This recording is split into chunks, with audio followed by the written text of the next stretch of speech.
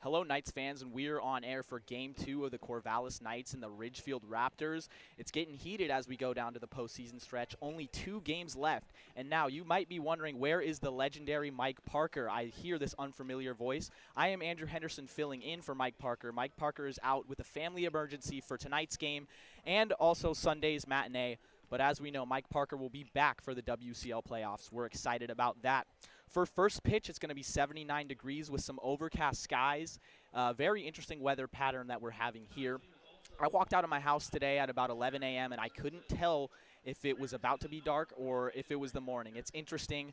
We're expecting some rain, chance of light rain before first pitch, but we are still playing ball on host family recognition night. What would be wood bat baseball without the host families? We appreciate all of them who house all of our Knights players so they can just go out and have a great time on the field and put up the results that we've been looking for. The Knights have been hot recently. Speaking of being hot, it's fireworks night, but the Knights are looking for some early fireworks. As I'm joined by my guest, Dan Siegel. Dan Siegel is the CEO of the Knights, and he's done an amazing job bringing the Knights over from Aloha over here to Goss Stadium at Coleman Field. Hi, Andrew. Hello, Dan. How's it going? We're having a little bit of trouble getting Dan on right now, but our audio technician, Casey Lavin, is working on it. But as we stand here, the wind's blowing out to left center field, so that's definitely going to play a factor. Hopefully it plays a factor in the Knights' favor for all you Knights fans tuning in on 1240 Joe Radio and the Knights live stream. The Knights looking for some fireworks early. Last night they did the big pounding in the 7th inning with 6 runs in total put up. That inning felt like it went on forever. The Knights faced 2 different pitchers from the Raptors, and it was just absolutely electric in here at Goss Stadium at Coleman Field. So, Am I on here, Andrew? Dan Siegel, you are on. Great of you joining us. Well, those that are joining the pregame here on the night stream and shortly KGO, we've got a guest broadcaster filling in for Mike Parker tonight, Andrew from Southridge High School, Oregon State University. Yep, I'm going to be a junior at Oregon State University. I'm studying digital communications, and I would say the whole media thing is my deal. I love it. I've been into baseball media my whole life, and it's just such an awesome opportunity being out here in place of a legend, Mike Parker. Those are big shoes to fill. Yes, big shoes for Andrew, and I'm going to guide him in there, and then he's going to take it from there, probably innings 3 through 9. He probably will have his partner, Casey Lavin, star of the Oregon State club baseball team, and an intern here with the Knights, help him out in a color role. But in the meantime, we'll do some pregame stuff with you guys. Mike is out today and tomorrow. He was here yesterday, obviously, for bobblehead night that went tremendously. One thing fans should know, and we'll touch on this once we get the game going, is we're down a camera in center field. Is that correct, Andrew? That is true. We are down a camera. Unfortunately, to the Oregon State construction with the new batting facility being put in behind center field, we had one of our cables cut, and unfortunately, we've been trying to deal with that situation, but tonight we will have no camera, Dan. Yep, nope, that's what I understand, and it's a fiber optics thing, and that glass is sensitive, and we'll figure a way to splice that up and hopefully bring that back, the center field camera back in for the playoffs, which will either be Tuesday or Wednesday. The Knights, if they win today, clinch the second half title and host on Wednesday versus Cowlitz. They'd play Tuesday at Cowlitz. So we're hoping for a win, Andrew. Yes. Speaking of the playoffs, Dan, the projections, if the postseason started today on August 5th, in the South Division, it would be the number 1 seeded Ridgefield Raptors, who obviously the Knights are playing tonight, against number 4 seeded Portland Pickles. And then as it stands now for you Knights fans, you're obviously curious about where the Knights would play. It would be the 2 seeded Knights hosting the number 3rd seed Cowlitz Black Bears, and that meaning that the Knights will get 2 home games instead of 1 for that series. And that's really big. That's pivotal, key. Dan. It is key. So the Black Bears are on fire. I think they've won 10 or 11 straight games. And tough club, play good defense. They pitch it a little. And just they're having the best season they've ever had. And, yeah, they're going to be a formidable first-round opponent. and it would be nice if we had home field advantage. Either way, we'll be ready to go. They have a great team. They Yes, have they do. one player, in fact, Latrey McCollum, who's top 5 in the WCL in average. He gets on base, and he just is so fast. He had 6 steals in the game against the Knights a couple weeks back, and so playing against Latrell and just a great team in Cowlitz will be very fun for the Knights fans. Yeah, he's a UC Santa Barbara kid. He's had a great season. I did hear he did have to go home, so we probably won't see him in the postseason unless he returns. But regardless, they'll be tough. The WCL South has been, very competitive this summer. Team we're playing tonight, Ridgefield Raptors, won the first half, and they got the #1 seed. You win the first half, you're sitting in a great position. And like you said, Andrew, they'll be hosting the Portland Pickles. The Knights did sweep the Raptors to begin the season, and they won last night, so hopefully they can keep that rolling. Yeah, looking to take the series today. Speaking of hosting, Dan, as I mentioned earlier in the broadcast, it's host family recognition night. What was that like being on the field down there, and what is your relationships with all the host families that host the Knights? Well, our relationships are incredible. These folks are just amazing hosts. They take these kids in, take great care of them. They're great ambassadors for the community and our program.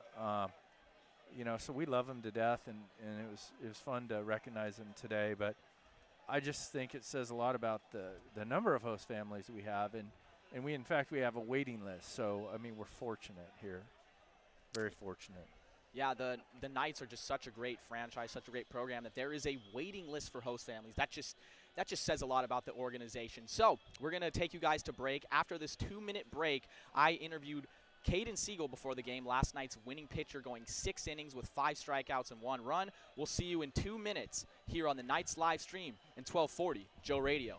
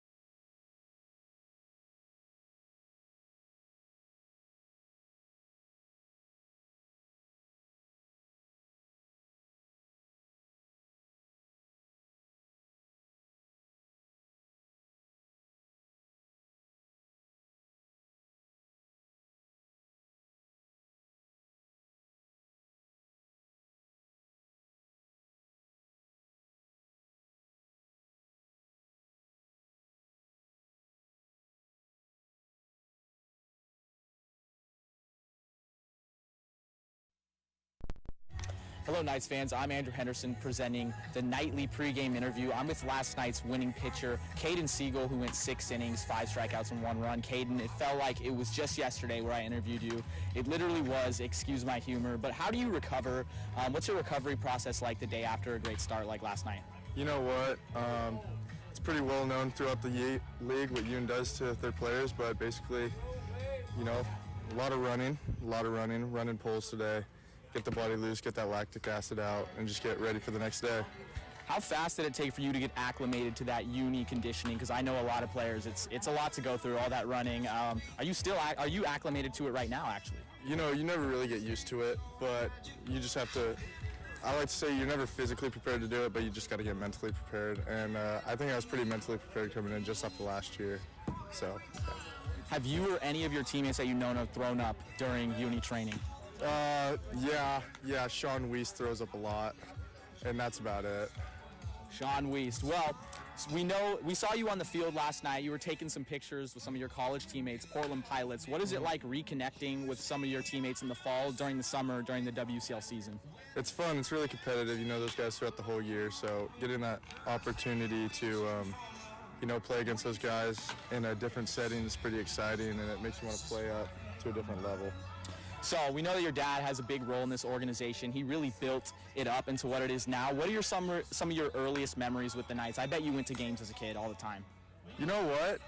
It's pretty significant. I'd say like the fireworks nights are some of the most exciting because everybody's really excited, pretty hyped up. Stadium's packed. Games are usually really competitive, and there was some moments where like I'd just be dancing on the field while fireworks were going off or whatever, watching guys play, and those were the earliest memories. It might just be a full circle moment for you, being a kid and then now being on the field, pitching, having great performances. Speaking of being a kid, who did you model your game after the most, or is there just an MLB player, maybe even a college player that you looked up to try to model your game after as a pitcher? As a pitcher, I wouldn't say I model really off of anybody. Just because I was a two-way up until college, but my favorite player was Buster Posey. As a pitcher, though, maybe like Justin Verlander I model a little bit after. But yeah, those are my two guys right there.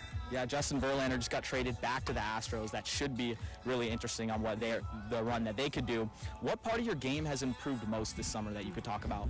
I'd say mostly my stamina and ability to throw multiple pitches for strikes. Uni's really amplifies the ability to throw low in the zone and pound the zone, and he doesn't just talk about it, but he gives us a plan of how we're going to do it. So I think I'd say those are my two things. I'm guessing that you were a multi-sport athlete growing up. What other sports did you play, or what other interests did you have outside of baseball that you could talk about? I was a big football player. My whole family's big football players. I played basketball as a freshman, but mostly football. Played that my whole 4 years, so did my brother, but yeah, offense and defensive line. Defensive line. What was your favorite memory playing football? Maybe it was high school? Probably playing our rivals, Jefferson High School. Those games were fun, competitive, really chippy, so I'd say those games. All right, this is an important question. Over the course of the season with the Knights, you really get to create a brotherhood, and you get to really know these guys outside of baseball. Who is the funniest guy in the clubhouse? Who really just has that infectious positive vibe that you can talk about? There's a lot of guys, actually. I'd say I got a top two. I'd go Ethan Ross and Frankie, just good vibes all the time. I think those dudes are pretty funny. I love that. Ladies and gentlemen, your pregame interview, Kaden Siegel. We're excited for you guys to be with us for Fireworks Night tonight. I'm Andrew Henderson, and we'll see you after this 2-minute break on the Knights live stream in 1240 Joe Radio.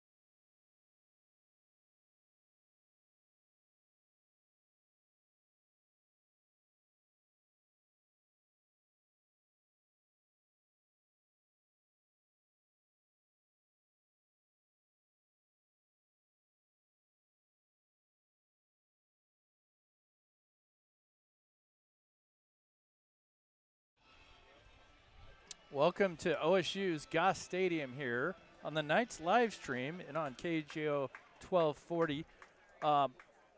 First order of business, we have a substitute tonight, a really budding substitute, Andrew Henderson. He's going to step in for play-by-play today for Mike Parker. This is Dan Siegel, Knights Baseball Club CEO. Coming to you from Goss, we've got the Ridgefield Raptors at the Corvallis Knights, and we're going to miss Mike, but really excited for this opportunity for Andrew. You're on, Andrew. Thank you so much, Dan. I appreciate it. As Ethan Collins throws in the first pitch, that's going to be a ball outside.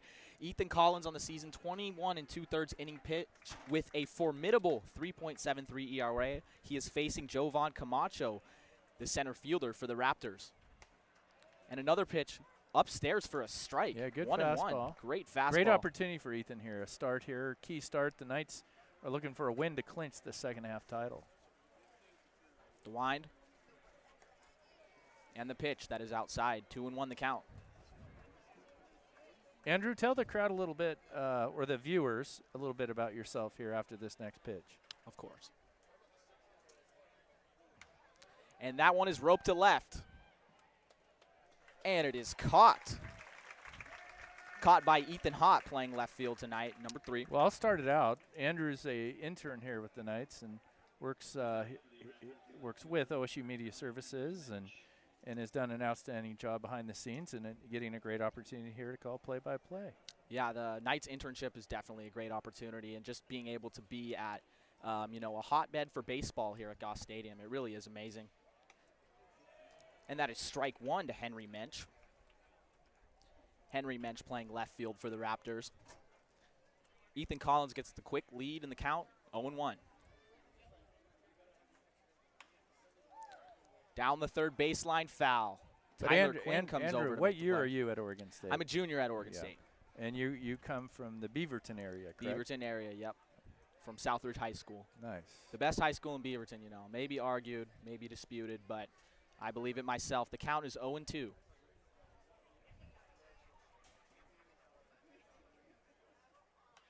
That pitch is popped back, fouled into Urchin Alley. Yes, I've been waiting to make that call. I felt it. I felt like you were waiting to make that I was call. waiting for that ever since the start of the season. I heard Mike saying that. It's just a legendary call, and I got my first one in the first inning, so it feels good. Mensch is battling up at the plate, spoiled a good pitch. And the 0-2 is high, off speed, missed. 1-2 now the count. Henry's a outfielder at University of Portland. Good player, good outfielder, good hitter. He's got a bright future with the Pilots. And fouled to the dugout. Nice and what play a by great Coach play. Knight. Just Brooke an athlete. Knight He's an athlete. made it look like it was nothing, like he was eating cake on that one. The 1-2. Swung on and pitch. missed off speed. Mensch goes down on strikes. Nice slider there by Ethan Collins. Nice pitch. Andrew, really quick housekeeping for those watching on our live stream. We're down a camera. Our center field camera's out. We apologize. We have some fiber optics issues. Hope to resolve those for the postseason. Look at this. Talk to the fans a little bit about this little alignment right here. 4 outfielders. You don't see this every day. Yes, 4 outfielders. It looks like the Knights are running a shift on Jackson Nicholas, the third-place hitter. Jackson is the third baseman for the Raptors, and yeah, I have not seen a shift like this in the WCL in a while. Wow. I haven't seen anything like it. And he bunts down the third base line where no one's there, but is foul. Well, Tai Okamoto's playing kind of a quasi shortstop third right there, playing in like that. That's kind of Yeah. crazy. What a crazy deal, but kind of fun, fun to see something different here. I like seeing this. You don't see this in MLB games anymore as the Nope. MLB banned the shift, so this is the only place where you can see it in the WCL. Watch the shift here. The 0-1 on the way. Great pitch. In there for a strike. Good 0-2. slide piece, man. Ethan looking good out there. He's a sophomore to be at Pomona Pitzer, Division III program down in Southern California, teammate of J.C. Ing. Ethan gets ahead on back-to-back batters, looking to finish this one off. The pitch. And that Another is good foul slide down the piece. first base line. Yeah, his off speed is definitely working tonight. And seeing the shift, there is a huge hole on the left side. Could be easily bunted on, but again, bunting with 2 strikes is not advised. We'll see what Jackson Nicholas does here. The pitch. That one bounces before the plate. Really good 2-strike pitch right there. Good 2-strike pitch. Give him something down in the zone. Get him something to chase at. Raptors, you know, they're a tough club. They won the first half. They the #1 seed in the playoffs. They'll host the Portland Pickles and get the home field advantage in the first round. They're sitting pretty as the #1 seed right now. And the pitch fouled off back towards Waldo Hall. Great crowd here. We got a sellout tonight. A sellout for fireworks host night. family recognition night and fireworks night. 2 great events. Obviously, we've mentioned the host families, how much they mean to Woodbat baseball, and also the fireworks night. Bring the kids out, bring everyone out. It's a great experience. The pitch, and that one is fouled back at the plate. You know, Andrew, I've never seen a 4 outfielder alignment like this in college baseball. This is a first for me. And this is just my first game, and I'm already seeing some crazy stuff, Dan. This is, 2 outs, nothing. Goss Stadium, 2 West Coast League South rivals. And that one's roped to left field. Hot over on it, and he is there. Routine as ever. We go to the bottom of the first, 0-0 on the Knights live stream and 1240 Joe Radio.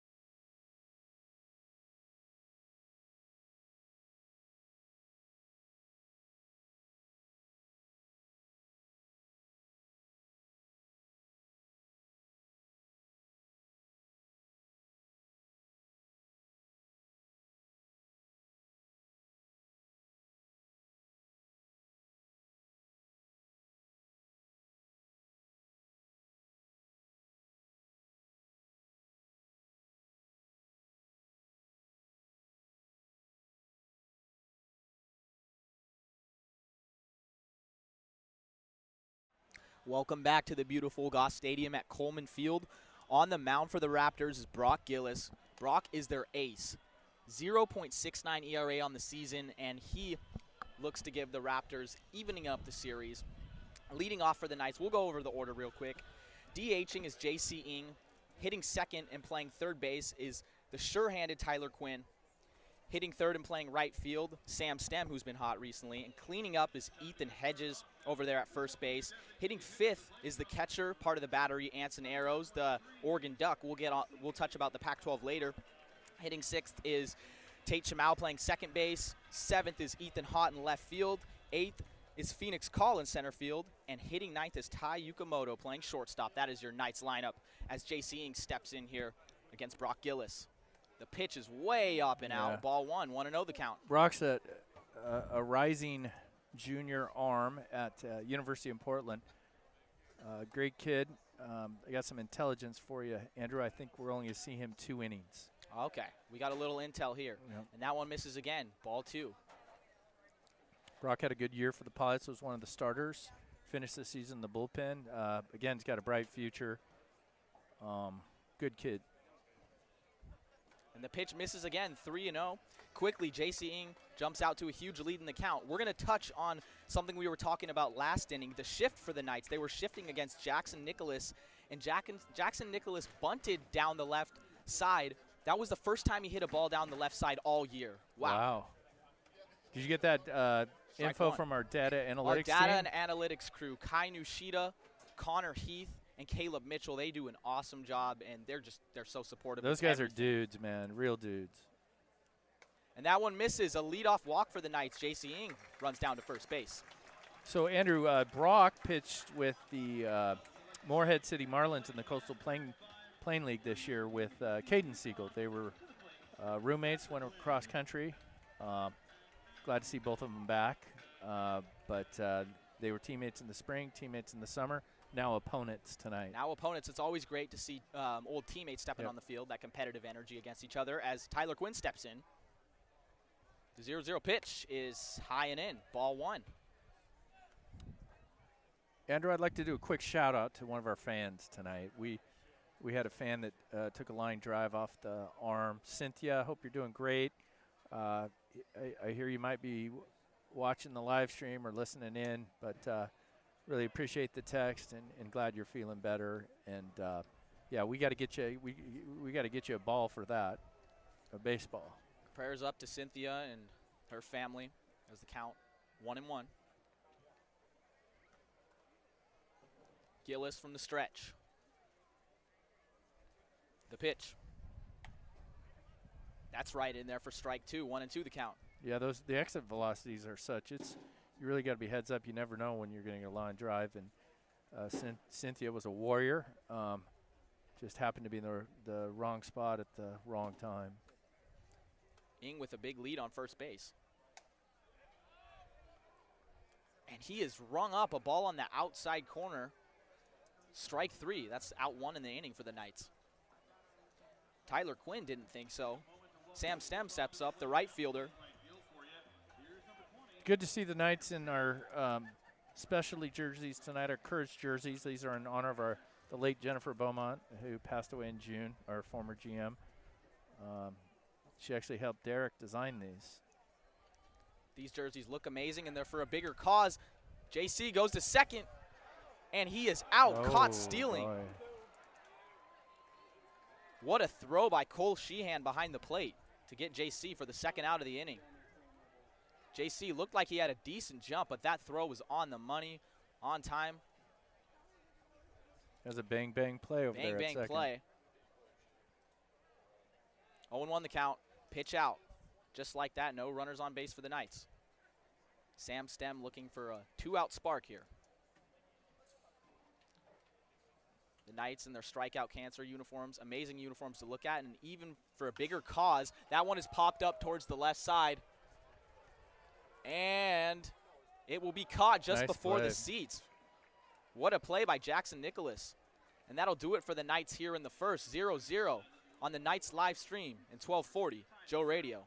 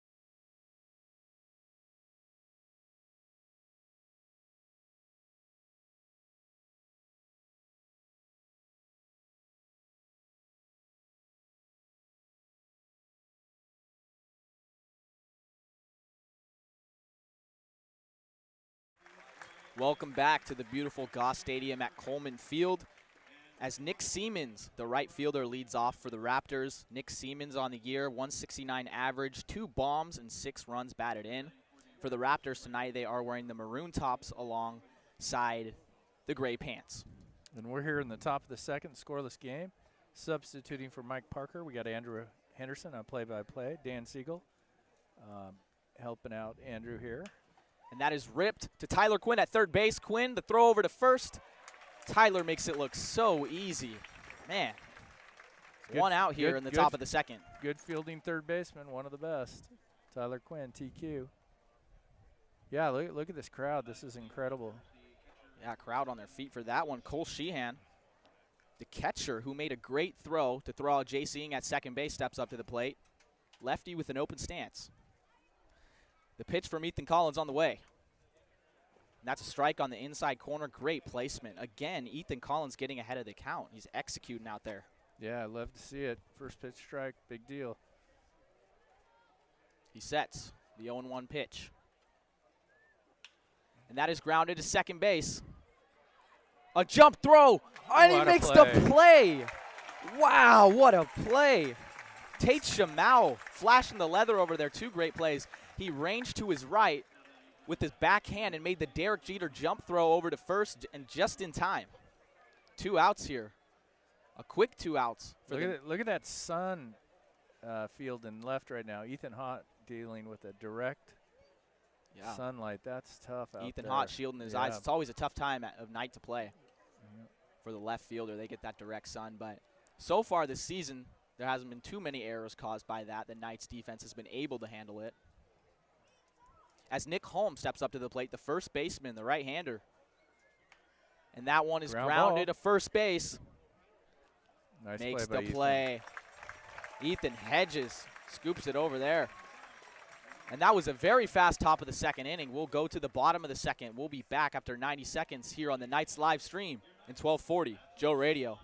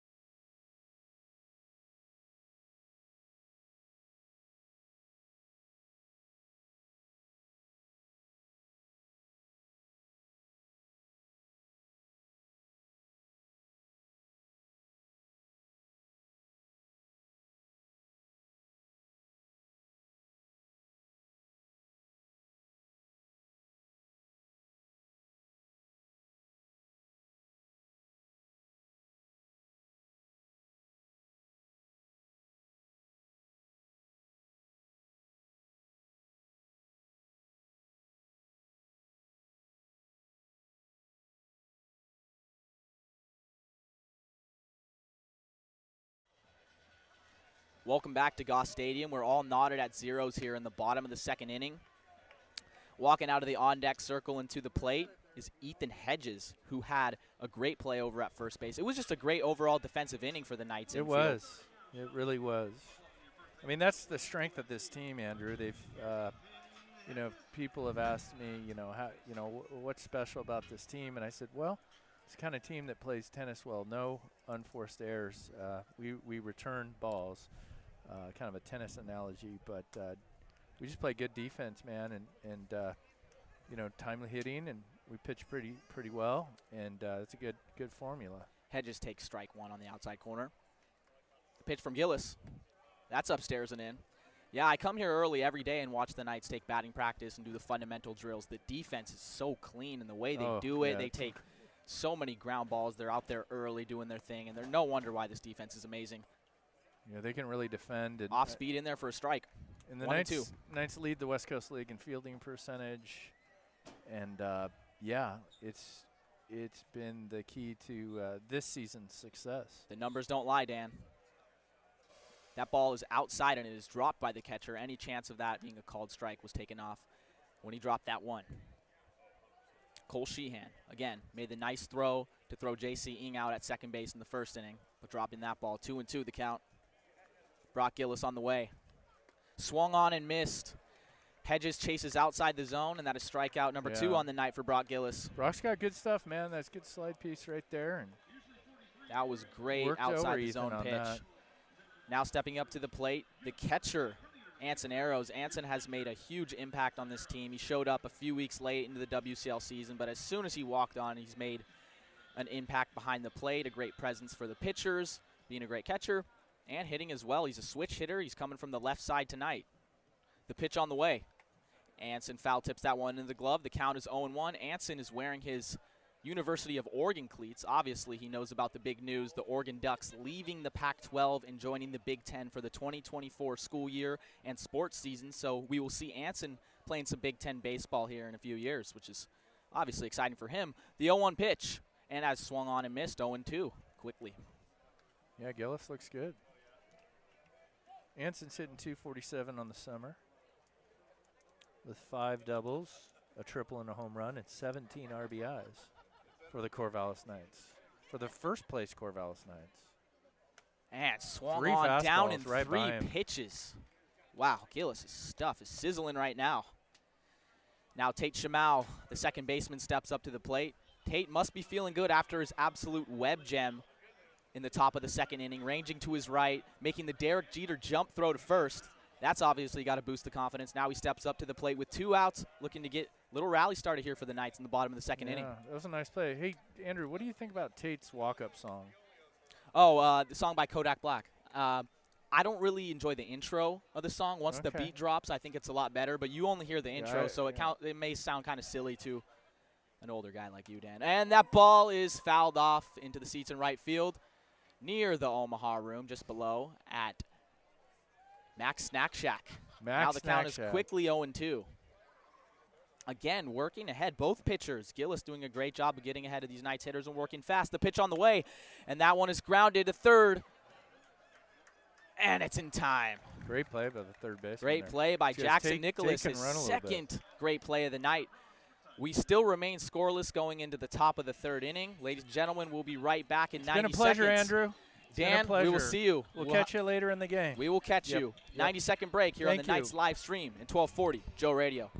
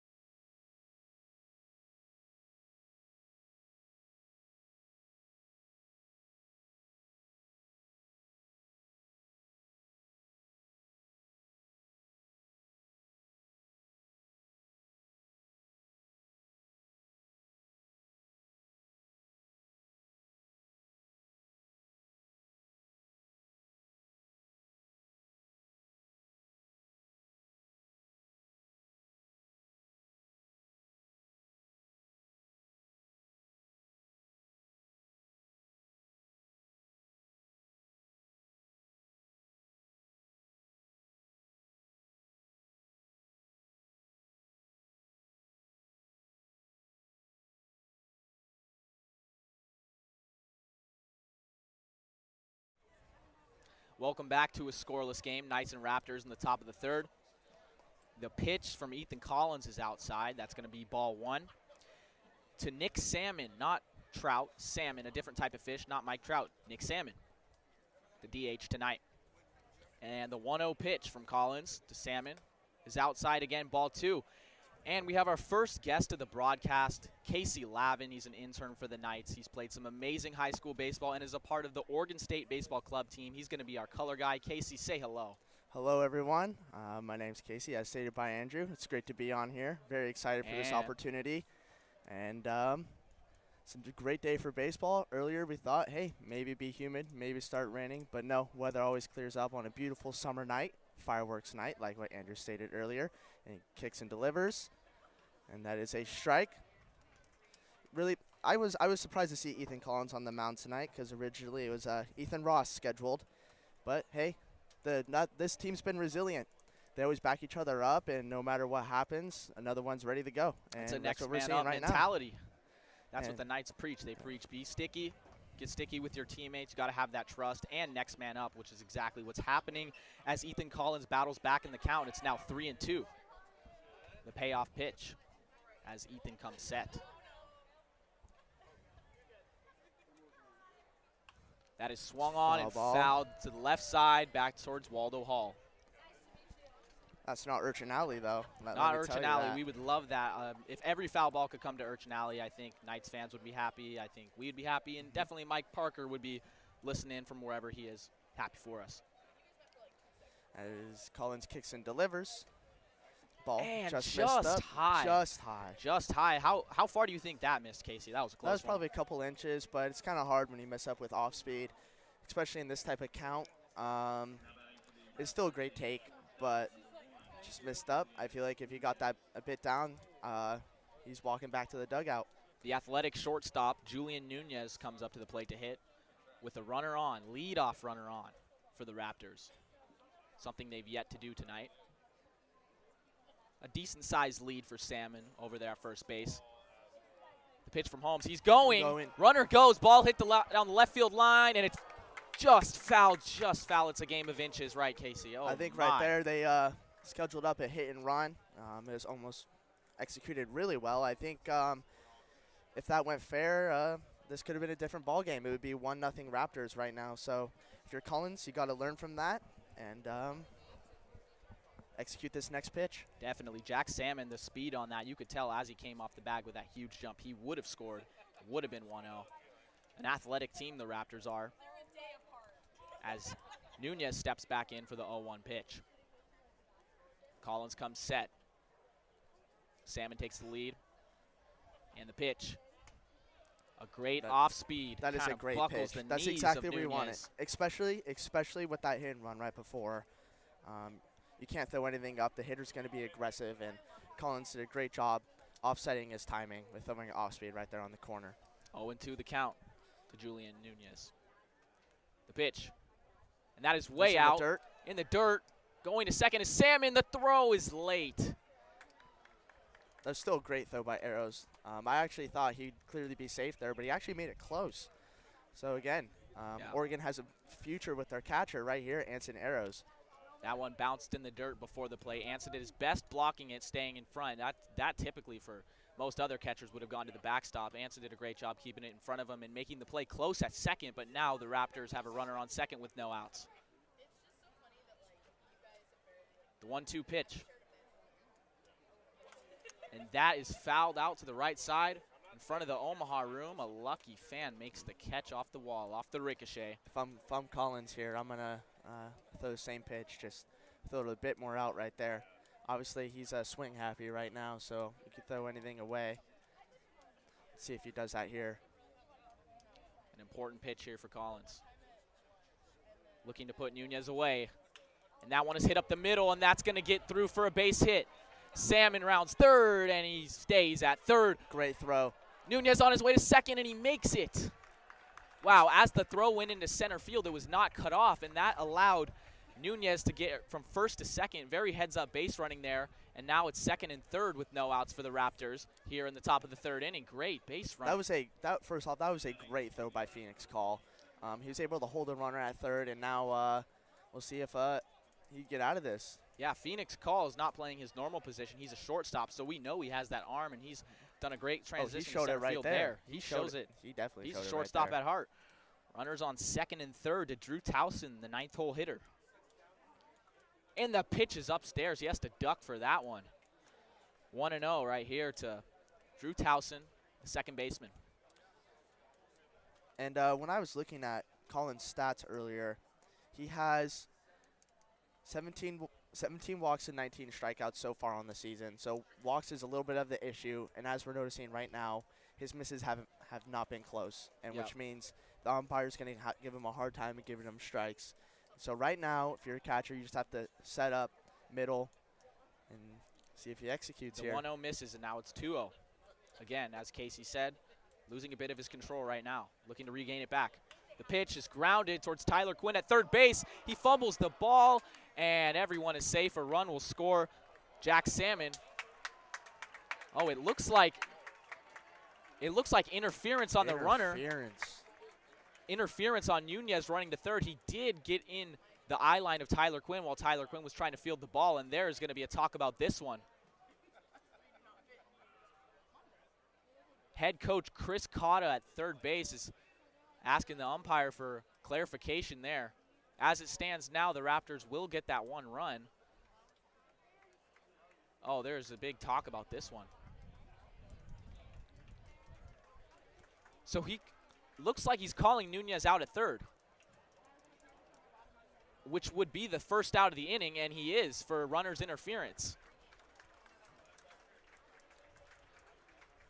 So the Knights get an out, a run scores for the Raptors, and Towson gets to first base. So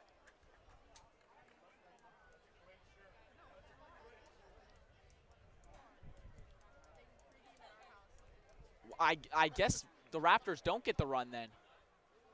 I'm up on the scoreboard. It says they don't get the run. Wow. I'm mistaken. Runners on first and third now. The original first run doesn't score. That's even better for the Knights. So now the game is still 0-0, one out, and runners on the corners. Back to the top of the order with Jovan Camacho. What an interesting play. Casey, we'll have to break that down soon.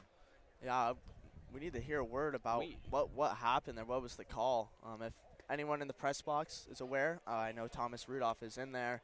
If you could talk to the analytics crew, who we are communicating to all the time, if we could get a official ruling on what occurred there. I'm going with runners interference, so the run didn't score, and the Knights get one out, which is great. Still runners at the corners. Collins missed on the first pitch, 1-0. He sets for the second pitch, and that one is fouled off. It's quickly 1-1. I think the game plan right now that the Raptors have is they're just sitting fastball. That appears to be the only pitch Collins could control right now, because the rest of his off-speed he has been missing with. The 1-1, runner on the corners. Drew Towson at first base. Possibility, high chance of him running on one of these pitches.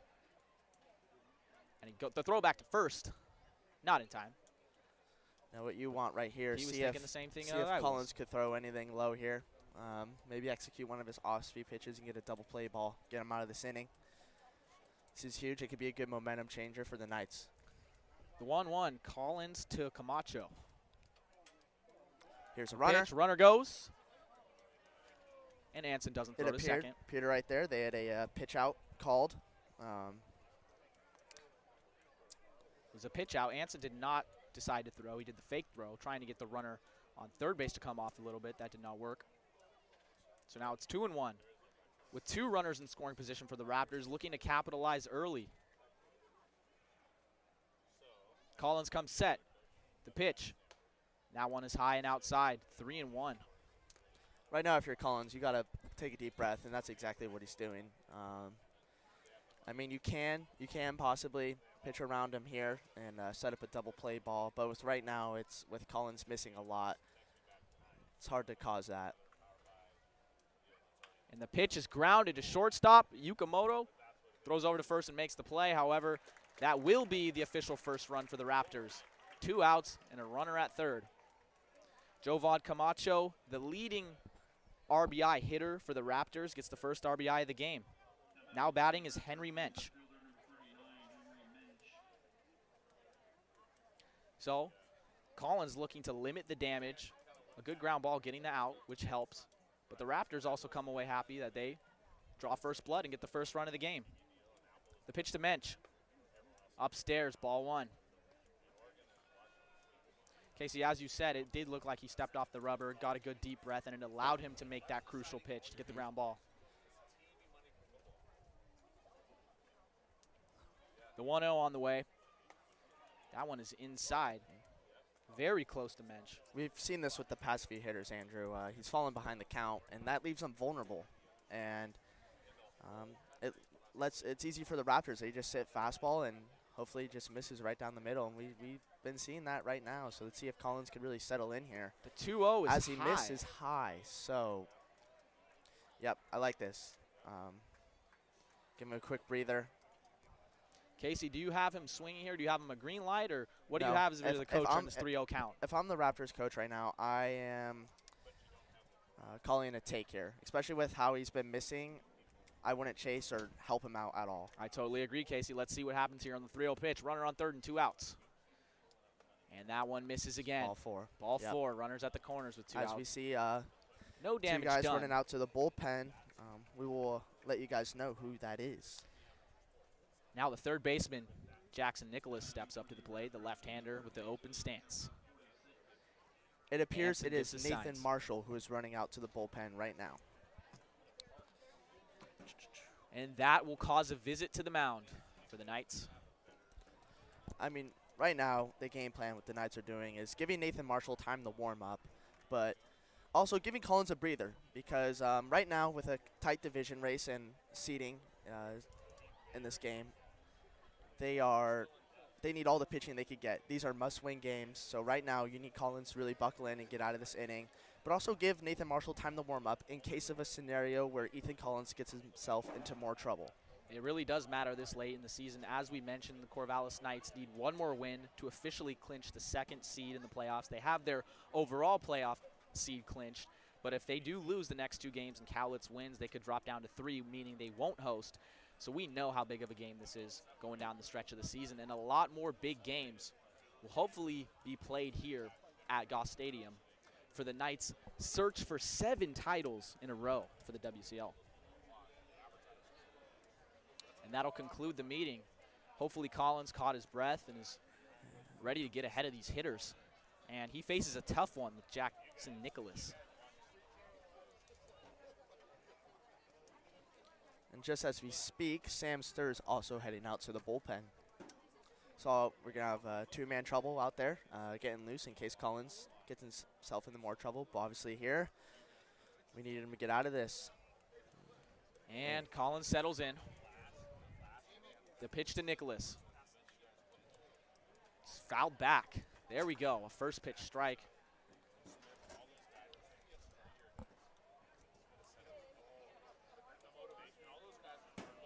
And time called on the field as the throw from Arrows back to Collins was thrown over his head.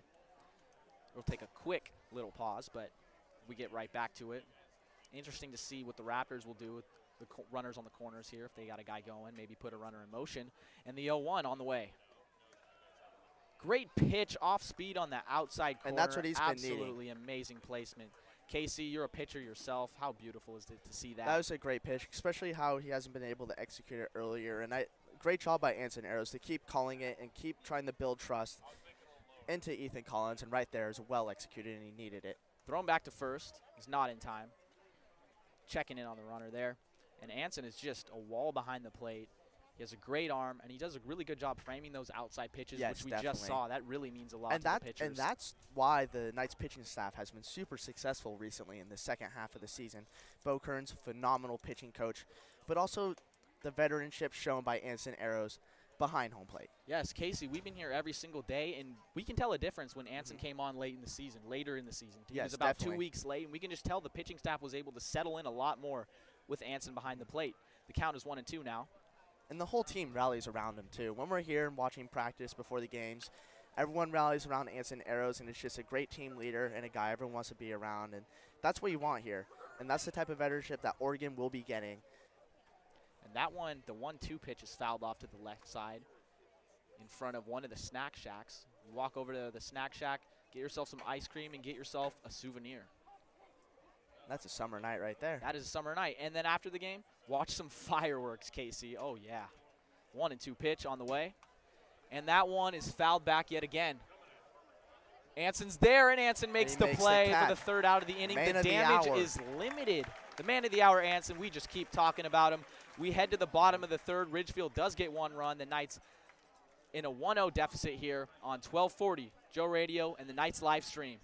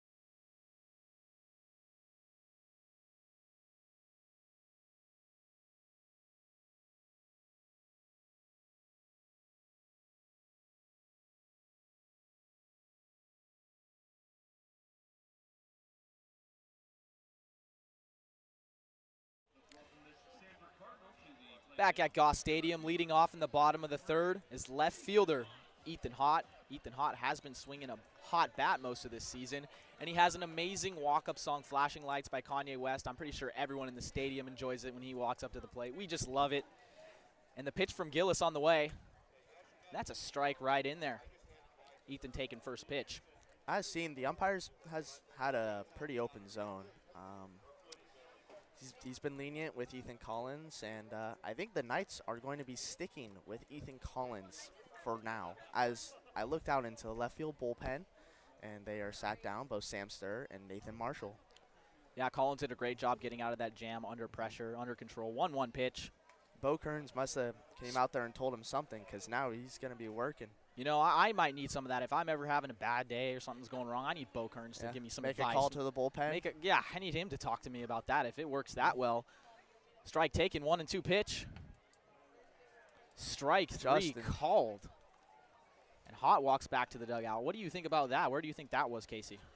I mean, the umpire gave it to him, and that's what happens when you establish the zone. And actually, speak of it, the Raptors pitcher, Gillis, he's only had 13 innings pitched on the season, but with 16 strikeouts and only 3 walks and a 6.9 ERA. So, obviously, he controls his zone, and that's what we've been seeing here. And that's why the umpires Phoenix call pops that one up. A routine play for the right fielder. Nick Siemens makes the catch, and that is quickly 2 down. As you mentioned, Casey, that's a big zone by the umpire tonight, but you just have to know that as a player, right? Yep. And also with the way he's established it, the umpire's going to give him those calls. And it's been vice versa with Ethan Collins. Umpire's been a little more tight on him, but if he can establish his zone, he'll start getting those same calls that Gillis is getting. The speedy lefty Tai Yukamoto, shortstop, hops up to the plate. And the pitch. And that one is popped up on the infield. Jackson Nunez is there to make the easy play, and that was a very fast inning. 1-0 the Raptors lead. That's been 3 innings here at Goss Stadium in Coleman Field. We will be back after 90 seconds on the Knights live stream in 1240 Joe Radio.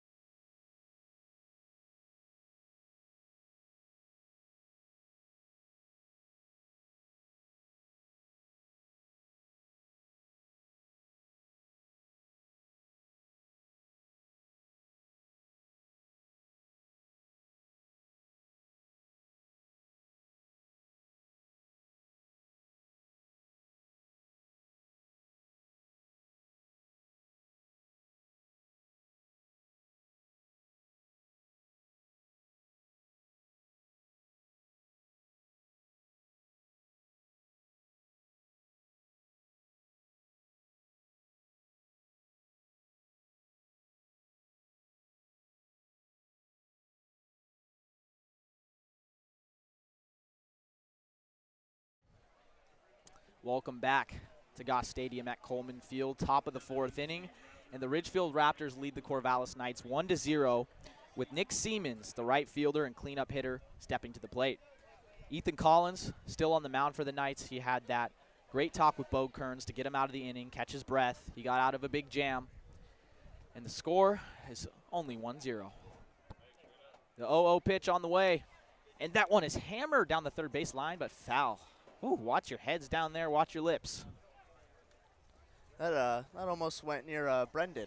That almost went near Brendan Brooker, who actually is our boss on this whole operation here for the broadcast live stream. He came in. He got hired outside of the Corvallis Knights, but he does a great job getting us ready for all these streams. The streams that you're watching on YouTube right now, the 0-1 pitch. And that is dressed up, and we see that again with his off speed. So Ethan Collins really just needs to slow it down here, control his zone.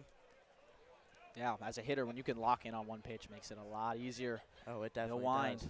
The pitch. There we go, an off speed that is in there. And that's what he's been needing. It's in when he has his off-speed pitches working, he commands the zone very well, and hitters are uncomfortable, like what we saw right there. And the Knights' whole pitching staff have been able to do that. We saw it in the first and second inning. The pitch, and off speed, misses high. So Ethan Collins misses on an off speed, then comes back with a really good one, then misses again. Still looking for that off speed control. Again, that great fastball is still going to be there. The 2-2, the wind, and the pitch. That is grounded to TQ, foul ball. TQ with that play last inning that was very interesting. A runner's interference. He did have trouble. The runner got in a little bit of his eye line, which he did not make the play, which is weird to see TQ not make the play at third base. But again, it was a runner's interference. It was not an error. Collins sets, and the 2-2 pitch on the way. Fouled straight back, and the fans over to my left put their hands up. Luckily, there's that protective netting, but your first reaction is to just make a play, even when you're sitting in the stands. Casey, I know you. Casey, you play baseball. I saw you next to me. That. I was first step back, Andrew.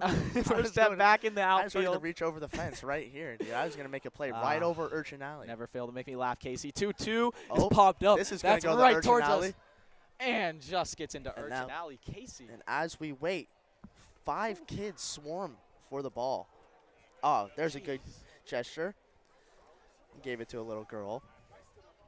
Oh, we got 2 kind of coming near us. Now we're all feeling brought my jumpy glove back out here, dude. 2-2 again. And you know that misses the full count. This has been a great at-bat by Nick Siemens. A lot of pitches. He's been spoiling some good 2-strike pitches, and he works it to full here. And Ethan Collins is really having the battle here, because when he feels like he finally got his off-speed pitches together, the Raptors continue the battle, and now he has to work more, so see if he could execute this next pitch right here. That's just baseball, Casey. Payoff pitch, and it hits Siemens. Hits him on the left shoulder. He is immediately fine, but a leadoff base runner nevertheless for the Ridgefield Raptors. As the wind picks up here, the wind is blowing out towards left center field, and Cole Sheehan, the catcher, part of the battery for the Ridgefield Raptors, steps up to the plate. Another lefty. Leadoff runner on for the Raptors. As Collins looks back to first base and gets set. The first pitch. Swung on. It looked like that one outside the zone. Went to go chase for it and missed. Getting ahead is Ethan Collins. Formidable lead at first for Siemens.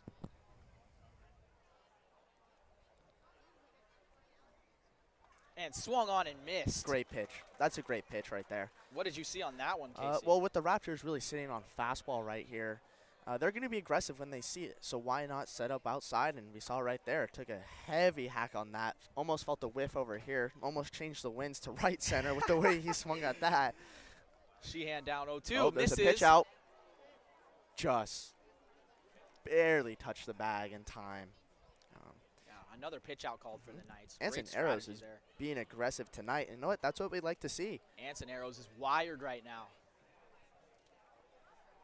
Just an electric ball, a ball of energy behind the plate. As we mentioned before, we cannot get enough of Anson. The 1-2 pitch. Outside. Out. Now it's 2-2.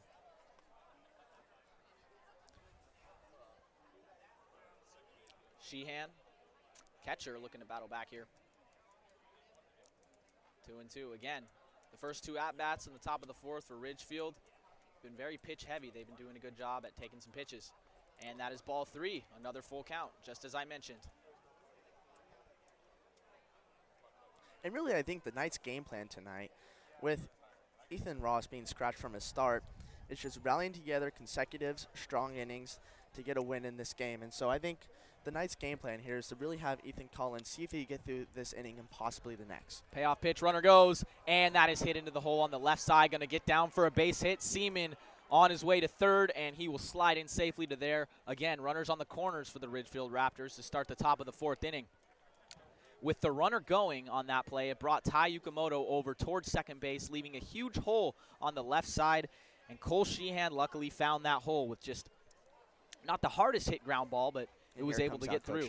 And here comes out Coach Knight looking possibly a pitching change here.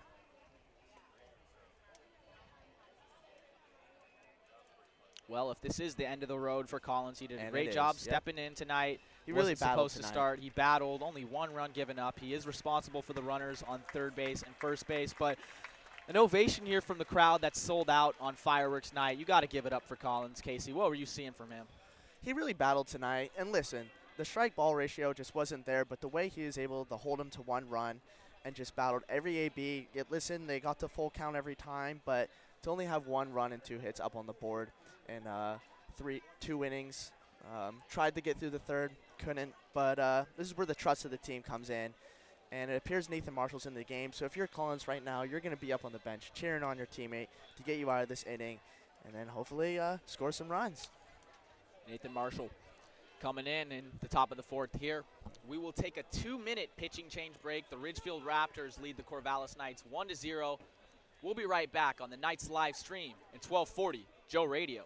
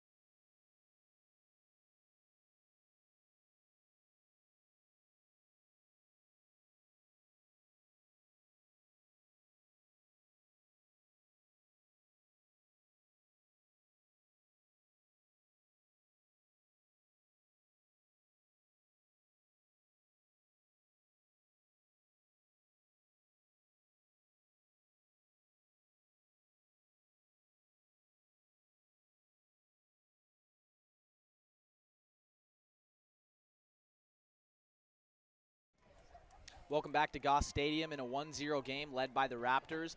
A new pitch on the mound for the Knights. It's Nate Marshall. And the first pitch is grounded on the third base line. Foul ball. TQ was there nevertheless. He would have had him right there. Making a Manny Machado type play over there with the beautiful arm. He's always showing off the cannon. Always Andrew. showing off. Now speak of the cannon, we're going to talk about Nathan Marshall. That's exactly what I was going to talk a great about, Casey. conversation This is just a topic. beautiful bridge. Nate Marshall with 34 2/3 innings pitched on the season and a 1.55 ERA. Those are stellar numbers. Casey, what does he bring on the mound? Well, so far he has 20 strikeouts on 12 walks. He has a high release point. And if you're a hitter, you're in for a long day with Nathan Marshall. He eats up innings. We've seen him in relief. We've seen him start. It's consecutive. It's consistent, which is what we like. And this is a great guy to bring in after Ethan Collins. And a guy that commands his zone pretty well. Sometimes he can be off. But the way his release Right point to is. right field. Stem is there. And Siemens is tagging up, and he will score. The Ridgefield Raptors playing a little small ball will plate another run, and they take the lead 2-0. It was a good pitch by Nate Marshall.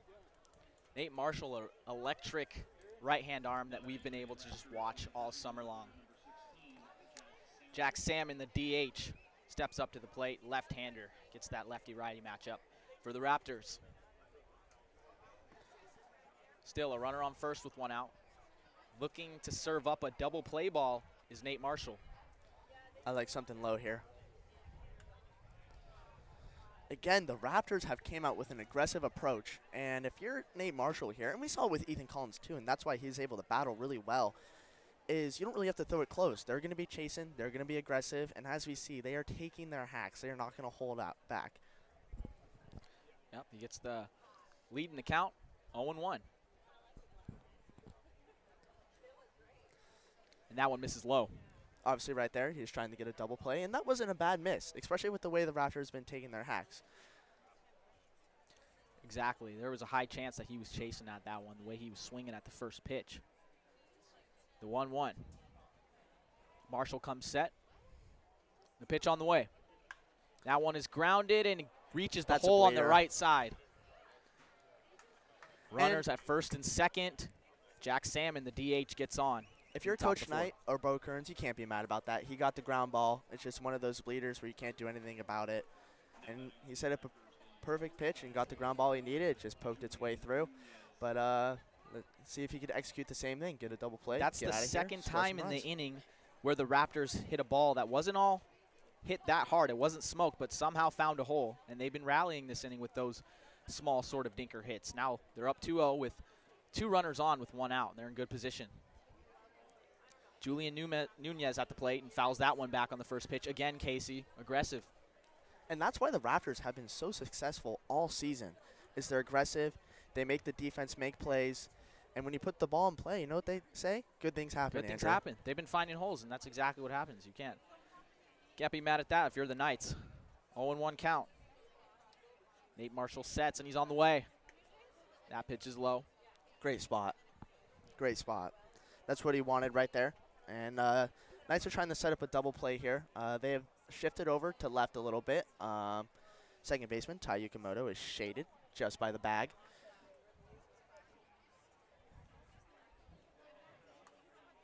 On the outside corner for the 1-1 pitch. That's a strike, and it makes it 1-2. Casey, I wonder if Julian Nunez is thinking what I'm thinking about going oppo on this one and just staying back. There is a big hole over there on the right side, a lot of empty turf. But what you're going to do if you're Ands and Arrows is you're going to call in. You're going to try to get him to pull the ball and go right into the shift. 1-2. We'll see if he does that, Casey. He sets up inside, and that one is hit over toward the third base side, and it gets out. Oh.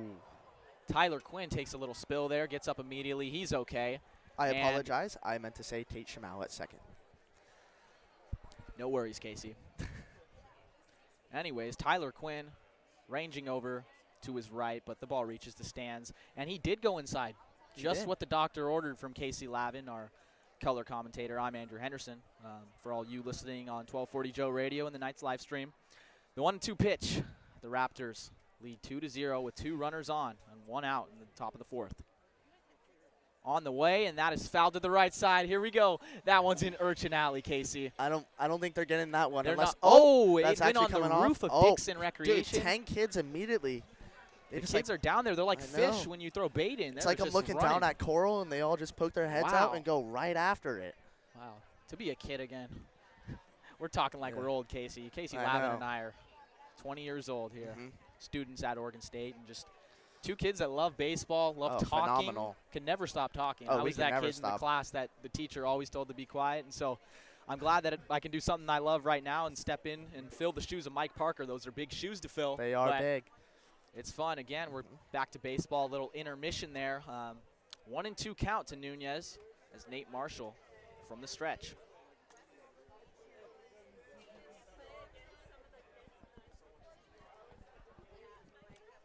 The 1-2 on the way.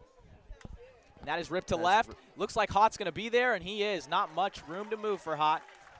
Ball smoked right at him, and that's the second out of the inning. They shifted that perfectly, and they had those little note cards on them telling them where the hitters are going to hit the ball and their consistency. And we're thankful for the analytic guys who are in the press box every day working to figure out the other team's repertoire, how they hit, how the pitcher is, and that's why the Knights have been successful. That's what I love about the Corvallis Knights. It starts from the ground up. All the interns, all the data people, the broadcast people are here early, and they're putting in work for the best product for the Knights to have on the field. As Drew Towson steps up, the 9-hole hitter, pitch. Second baseman. That's a great pitch. Outside corner, great pitch, 0-1. Yeah, it just seems like the Knights on most plays, they know where the guys need to be. They know how to shift. They do their research from the data crew. And Nate Marshall has just come in and pound the zone. Exactly what you want coming out of the pen. 0-1 pitch on the way. And just misses low and outside. Great miss, Casey. That is well executed. If you're Anson Arrows, you love that. And it's one of those that when the catcher doesn't get the call, sometimes they show up the umpire, and that could cause calls to go the other way. But it's early on in the game. Marshall steps off for a second, catching his breath. 1-1 count. 2 outs in the top of the fourth with the Ridgefield Raptors leading 2-0. Looking to make a great pitch here, get something on the ground. Maybe a soft little fly ball. The pitch. Oh, off speed. What a pitch. And now the Raptors are really have their timing off right now. Wow, get that man a map. Nathan Marshall has really come in and commanded his off speed, and that's what we're recognizing right now. And Raptors have changed their approach. The pitch is swung and hit into center field. And Phoenix Call is there ranging to the left in the gap and makes the play. He is just so athletic. It is amazing to watch. He is, oh man. Phoenix Call not playing his natural position of shortstop, but he can do it all. UCLA can do it all. They're going to take notes. UCLA is in for a good one. Ladies and gentlemen, we'll be back here in 90 seconds on the Knights live stream in 1240 Joe Radio.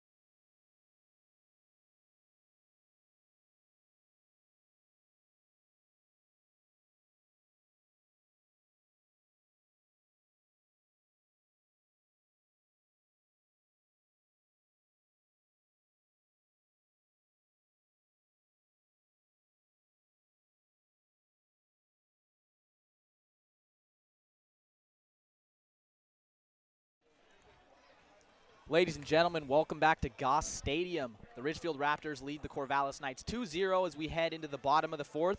And we have a new arm on the mound, Oscar Patron, the tall left-hander. And he is sort of a mystery man because we have no information on him on the roster. Nothing, no college, no year, no height and weight. Casey, isn't it always great? Don't we always love a mystery? Oh, I love a mystery, or what Mike Parker says. He always loves asking us live stream dudes. New Joker, who do we got on the mound here? New Joker, J.C. Ng, is leading off for the Knights in the bottom of the fourth. J.C. got on base his first time around, but was unfortunately thrown out at second. A great throw by Cole Sheehan behind the plate for the Raptors, and the pitch on the way. That catches a little bit of the outside corner. Quickly ahead for Oscar Patron. 0-1 the count. It's turning out to be a great night here at Goss. The rain didn't happen, which is amazing. Just a, overcast night, got some clouds. The 0-1 pitch, and that reaches the strike zone as well, 0-2. We set up this tent for nothing. We're preparing for a hard downfall earlier today, but we're lucky there's none. We were ready for it all. Casey and I just love being out here so much. We would do it in the snow with no jacket. I'm serious. None. No socks. No socks. And the 0-2 on the way. JC looking to battle here. Off speed, and that one misses. Good take, trying to bury it downstairs and getting him to chase. And Raptors, just like the Knights, are wasting no time. They're in here to win it as well, even though they have the #1 seeding. They want to win this ball game and spoil the hopes of the seeding for the Knights. So they're immediately going to their bullpen, and right there. Yeah, off speed by Patron and sits down JC.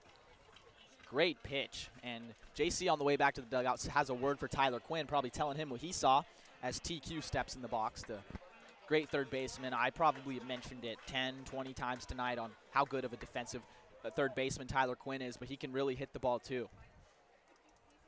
And the first pitch to Quinn, inside, that one misses. Tyler Quinn 1-0. Right here, what I've noticed with Oscar Patron is he no long stride at all, just whips it. Yeah, he just gets to it. Works quick, as we see. Oh, well, now he's taking a step back. He's going to reset right now.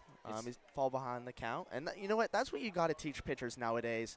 Is if people get competitive, you get fired up, and you start to rush things. That is popped up on the left side. And that is caught by Jackson Nicholas. Easy play. And that's Quick 2 textbook outs. right there by Oscar Patron. How he's able to step off, reset, hit his spot, and got a pop-up right there. It's funny how we say he works quickly. I mean, back in the day, before the pitch clock rules, especially at the higher levels, pitching quickly was a thing that was not seen very much. But nowadays, the way that they're bringing up players and obviously teaching players, you got to be fast. So pitchers have to know how to have pace on the mound and really control the ball game, Casey. No, I definitely agree. That's a great take, Andrew. Sam Stem pops that one up to the left side, and Jackson Nicholas is there again, ranging toward the dugout, and he makes the play again. It feels like each inning is getting faster. 3 up, 3 down for Oscar Patron, unscathed, a great inning. And the Ridgefield Raptors lead the Corvallis Knights 2-0 as we head into the 5th.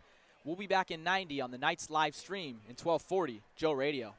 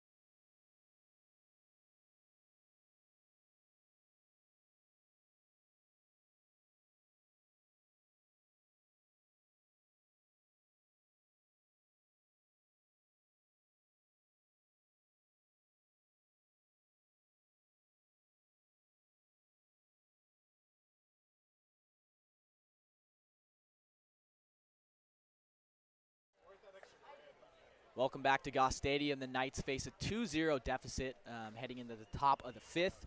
And speaking of top, it's the top of the order for the Raptors. Jovan Camacho, the center fielder, and he rips that one. Oh! Tate Shamau goes up for that one on the ladder, and he does not make the play. That one just gets into right field, and another leadoff runner for the Raptors. And what I've noticed now is Raptors still have been aggressive, but Nathan Marshall has done a great job in producing weak contact. And that was another bleeder, just missed off the glove of Tate Shamau. But right here, if you're Nathan Marshall, you're looking to execute the same pitch and get another weak contact. The left fielder, Henry Mensch, comes up to the plate with the runner on first. Runner goes, and that ball is fouled off to the right side. Looks like it's going to hit the Omaha room. Yep, off the roof. That's going to roll down, and lucky kid's going to go run over there. There they go. Yep, there the kids go, running for it. So another hit and run, Casey. We could obviously see their game plan, get some runners in motion. Doesn't work out. There's been 2 times where they've done a hit and run, just have gone foul. Yeah. So you like to see what the Raptors are doing, but and that's what I love to see here in a collegiate summer league, is teams aren't here to walk. They want to win, but they're not here to walk. They're here to get their hacks in. They're here to get their base knocks. They're here to get in their innings. So why not play hard? And that's what the Raptors have been doing right now. They've been putting the pressure on the Knights. Keep that foot on the gas pedal. Let the kids play. You know, that was the big motto for the MLB, and at all levels of baseball, just let the kids have some fun. The 0-1 pitch as Marshall comes set and bunted, but fouled back. That was not a great bunt by Henry Mensch. And now quickly down 0-2. Marshall looks to battle back after giving up that leadoff runner. Maybe some soft contact here. Roll a double play, a 6-4-3. Tai Yukamoto's looking pristine over there at shortstop. How many times have we seen him roll a clean double play, Casey? All the time. It's like every day. It's something like new. Clockwork. Yeah, just wake up and I'm like, what is Quinn going to do today? It's been a joy to watch him. Throw back to first, not in time. Checking in on Jovan Camacho over there. I just saw a fan with the Adley Rutschman jersey. I mean, obviously, if you're a fan of Oregon State baseball, you know Adley Rutschman, the #1 overall pick, playing on the Orioles right now. And the Orioles are hot right now in the MLB. That 5-year rebuild has really taken its toll. And that one is hit into right field, and it's going to get down. Another base hit for the Raptors. Camacho's going to stop at second, and the Raptors have something cooking yet again in the top of the 5th. Back-to-back base hits again, weak contact, but they are just finding holes. They're just playing out there, Casey. And that's been the story all night with the Raptors. And it's nothing on Nathan Marshall. He's executing his pitch. It's just one of those outings where you just can't do anything about it. All you have to do is just get back up on the mound and execute the next pitch. Just forget about what happened previously and just keep that high level of confidence. They always preach that short-term memory, especially in a sport like baseball where you're just getting so much failure. And game happens fast. So you got to be a goldfish, dude. Got to be a goldfish. That's the thing that the people in the press box say. Got to be a goldfish. 10-second memory, and you're on to the next thing. Jackson Nicholas at the plate, the third baseman. He's had a lot of action on defense tonight as Nate Marshall pump fakes towards second on the throwback. He will take a step off, take a deep breath, looking to get ahead here in the count. And I think that's what Bo Kearns probably talked with the pitching staff before this series is they're going to be aggressive on the base paths, and we've seen a frequent amount of picks tonight. It's fun to watch, especially for the sellout crowd. They're seeing a lot of action, a lot of running, fast-paced game. Got to love it. And that pitch misses down and away. 1-0 the count. Casey, I know you were a Giants fan growing up. Do you have any memories of going to firework night games when you were younger? Going up to the city, there wasn't much firework games I went to, only because we had to take Caltrain back right after, so we didn't have time.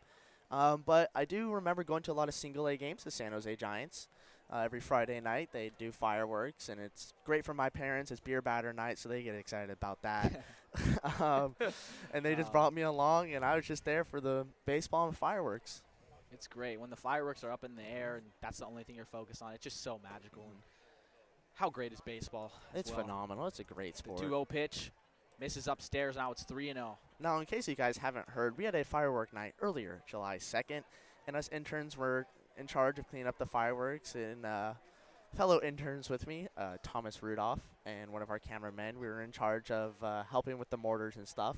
And unfortunately, there's a lot of fireworks set off, and we had to avoid a lot of it coming down.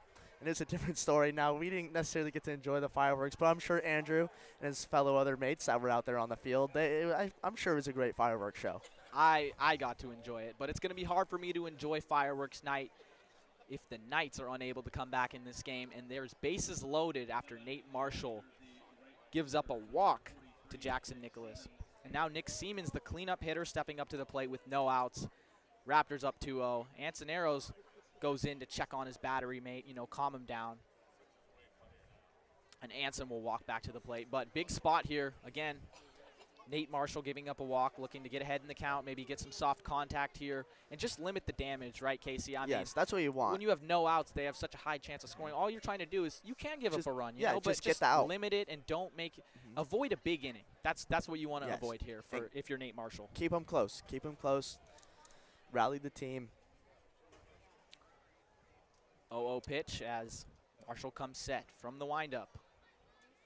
And that pitch is right down the plate, just what the doctor ordered. 0-1, quickly Winds ahead. have definitely calmed down right now, still heading out toward left field. No pitching in the gap. Outfield playing straight up. Infield playing straight up. Maybe Tate Schmel shade a little bit over the second. But that's just in case of a double play. Third baseman playing in, Tyler Quinn, as he misses just low. Phoenix Collins, center field, looks like he's playing in. He does. With his incredible speed, though, you can afford that. I mean, he's so athletic. If a ball goes back, Phoenix is going to be there in an instant. But now he is playing in for that Phoenix sacrifice fly. His hitting hasn't been there, but his defense has stood up a ton. It's been phenomenal to watch.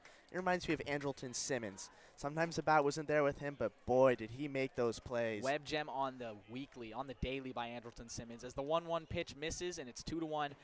Nate Marshall again steps off the mound. As Bo Kearns heads out.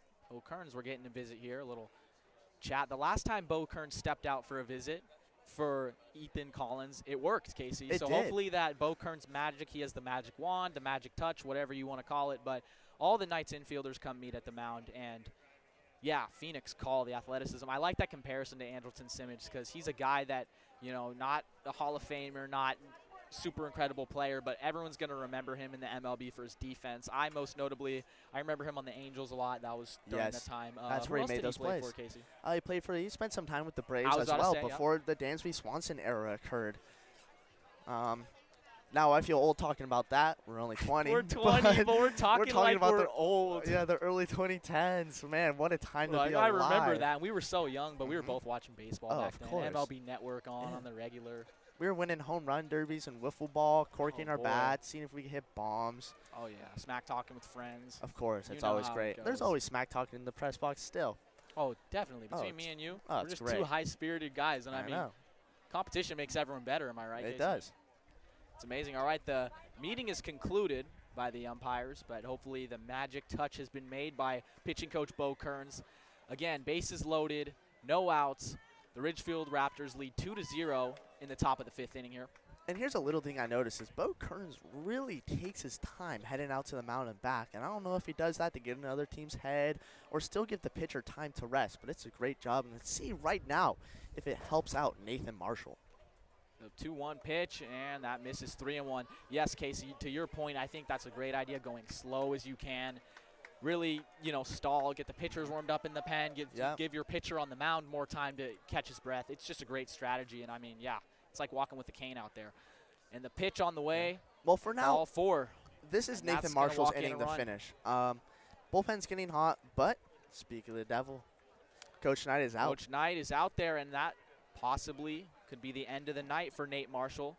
Coach Knight taking a faster walk than Bo Kearns. Maybe Bo has to talk to him about how to take a slower walk. And 3-0, the Ridgefield Raptors lead, still 0 outs. They're looking to put even more runs on the board and do even more damage, make it from a small inning to a big one. And that is the end of the road for Nate Marshall. He did a good job coming in and getting out of a jam last inning. Struggled a little bit with his control, as been the theme for the night, but again, battling out there is what you want to see from your pitching staff. And Casey, what would you think about the night for Nate Marshall? Again, executing pitches hasn't been there all night with the pitching staff, but they've been battling, they've been working, they've been able to come back and make key pitches. But let's see if our new Joker could do a job, and we're gonna let you guys know soon enough after this 2-minute commercial break on the Knights live stream and 1240 Joe Radio.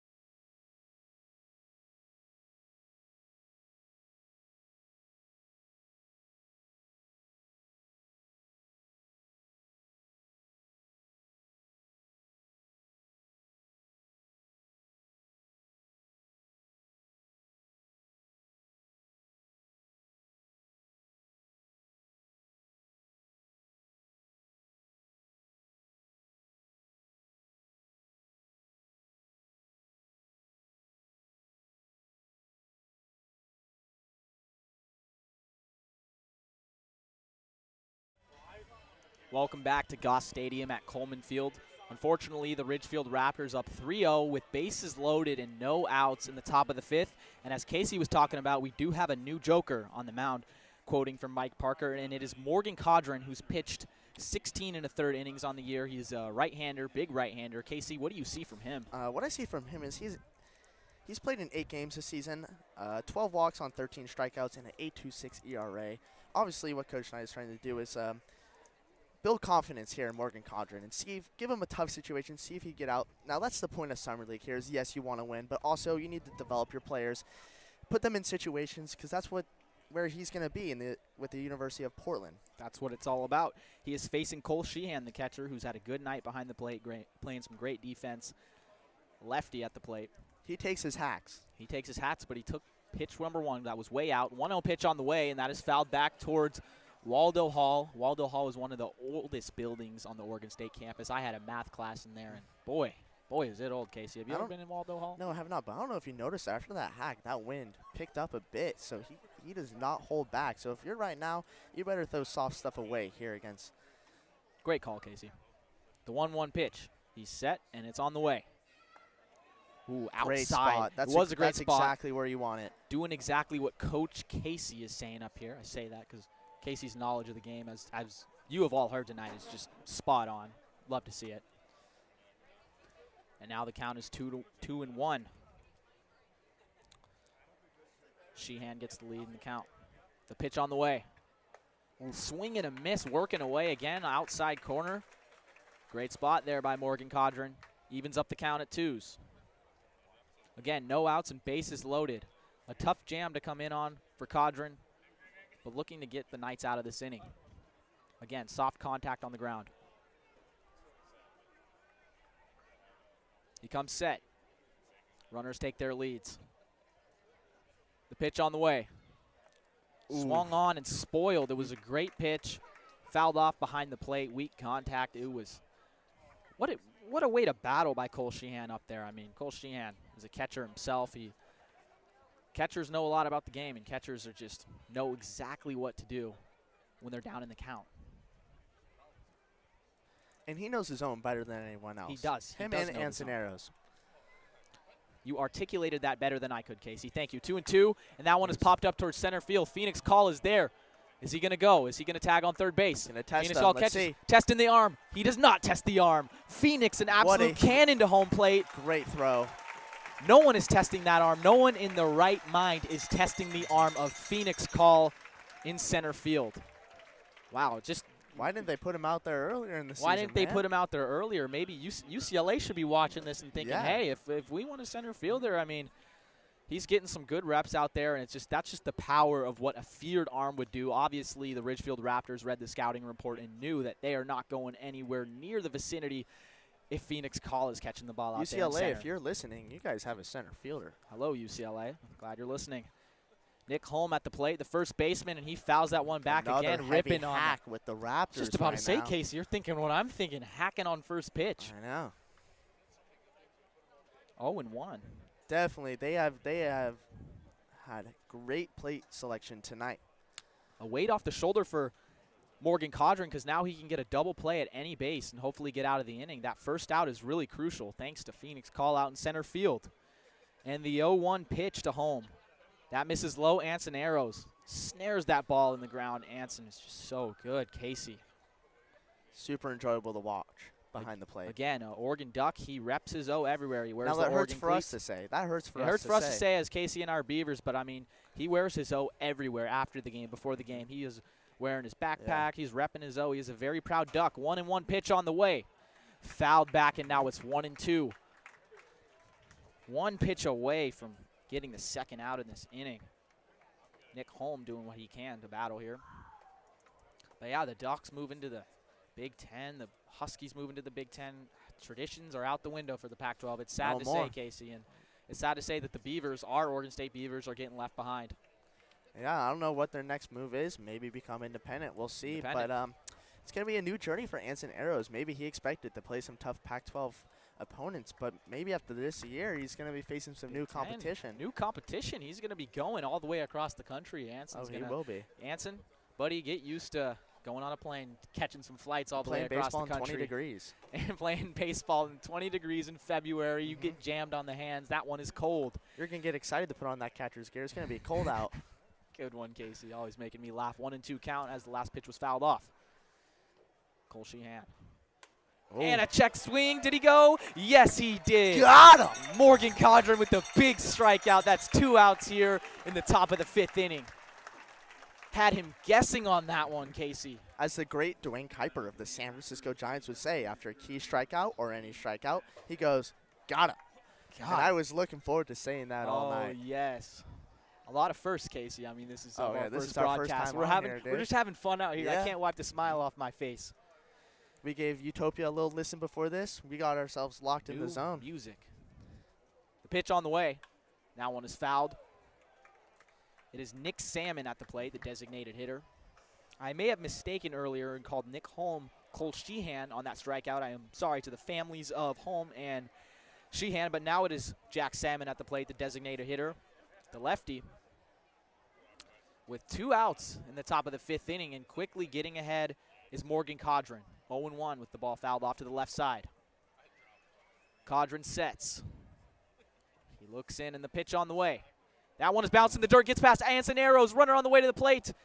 And that will be the 4th run of the game for the Ridgefield Raptors. And the runners will advance to second and third base here with 2 outs. Anson did the best he could on that one. Looks like he tried to backhand that one down in the dirt to his right side, but couldn't do it. Anson, again, has blocked so many balls down this season and so many this game. Just that one getting away from him there, but most likely scored as a wild pitch in the book. We will get information on that soon, but nevertheless, 4-0 Ridgefield Raptors. Runners on second and third. 2 outs, and the count is even at 1-1. Morgan Codron still throwing. The pitch. That one's ball in the dirt. 2-1. The quick momentum shift there, as you would say. Goss Stadium got a little quieter after the first 2 big outs by Codron. You know, a little bit of hype in the stadium, and then that there kind of took the life out of it, would you say, Casey?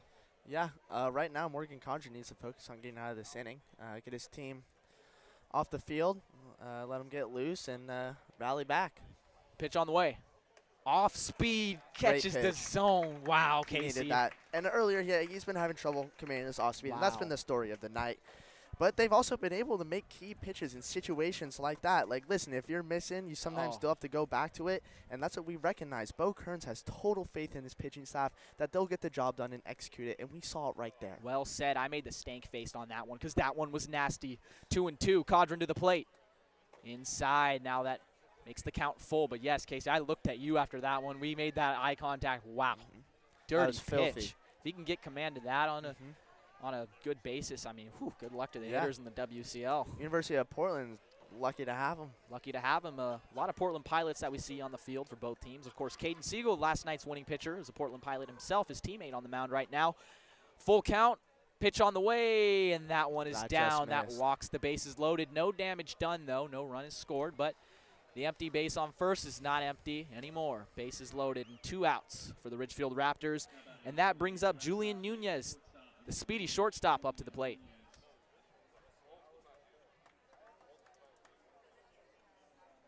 Codron still trying to battle here. Takes a deep breath, walks off the mound, and gets back on. The Knights trying to limit any 2-out damage here. Codron sets. The pitch on the way. Strike. Getting ahead. 0-1 the count. Goss Stadium's got to be one of the best stadiums on the 100%. West Coast. The way it's situated, the fans are really sitting on top of you. I remember I interviewed Levi Jones, and he mentioned that too on why he loved it so much. It's just such an interactive feel. The pitch on the way, outside 1-1, but getting to spend a whole summer here at Goss Stadium, catching games, especially it is no doubt the best facility in the West Coast League. And just being able to be here with you, Casey, and at this beautiful ballpark, I'm thankful. And a lot of great games take place on this. And even coming to the stadium after a grueling winter in Oregon, baseball season's around the corner, you show up to Goss Stadium. And you're excited for another great spring of Beaver baseball and then another great summer of Knights baseball, just back to back. And just Corvallis is just a beautiful place during this time. It's the place to be for baseball. And for both the Knights and the Beavers, you get to hear the amazing voice of Mike Parker, who is so polite for letting us step in for him tonight. You know, he wants to give it down to the next generation of commentators, which I love. The 1-2 pitch on the way is outside. I just love it because Mike is such a good guy, and although he has, you know, so many accolades and he's done so many great positive things being a commentator, it's truly his character that makes bigger magnitudes the guy he is. The way he interacts with fans, the way he tries to teach stuff to younger guys like us. And had his own bobblehead night last night, Had his bobblehead night. There were 500 fans trying to come early for that thing. The pitch on the way, foul back towards us, right over our head into Urchin Alley, Casey. I maybe could have made a play on that. You could have if we didn't have this 10 up, because we did think there was going to be a little bit of rain at first pitch. I think Casey Lavin to my right could have jumped up and made a wonderful play. And you know what they say is Corvallis fans travel really well, especially with the Knights and the Beavers. You know, there's that quote they say, last one to leave, turn the lights off. And that's the motto here in Corvallis, especially when they're traveling to support their team. The 2-2 pitch. That one's popped up. And it's going to be foul into the first row. What a catch. What a catch. It's a great play. Why not a little Savannah Banana rules right there? How about you call that one an out? Yeah, call that one an out. The Savannah Bananas do it. So if a fan catches the ball, that's an out, which just, I mean, I'm bringing my glove to that game. Oh, I don't know about you. I'm bringing my glove. I'm locked in. I don't care how old I am. I'm bringing a glove to any game. In that case, we never get old. 20 years old, Casey. Wow. Who knows? So what if Coach Knight walks out, looks at me, and I have to go in? Which you did do. We'll talk about that later. The pitch, smoke to shortstop. Yukamoto is there, makes the routine play to first base, and that's the final out of the top of the 5th inning. The Ridgefield Raptors do get 2 more and lead the game 4-0 over the Knights. And we'll be back after 90 seconds on the Knights live stream at 1240 Joe Radio.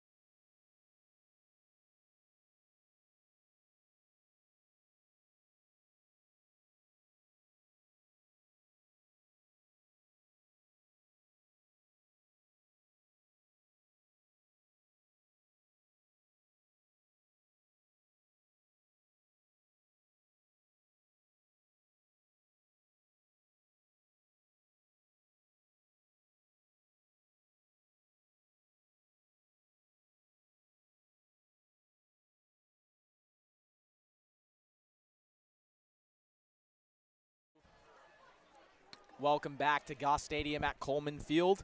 The Corvallis Knights have some catching up to do here on Firework Night, facing a 4-0 deficit in the bottom of the 5th inning, and it all starts with the cleanup hitter, Ethan Hedges, the first baseman at the plate, and he takes a lead in the count, first pitch missing.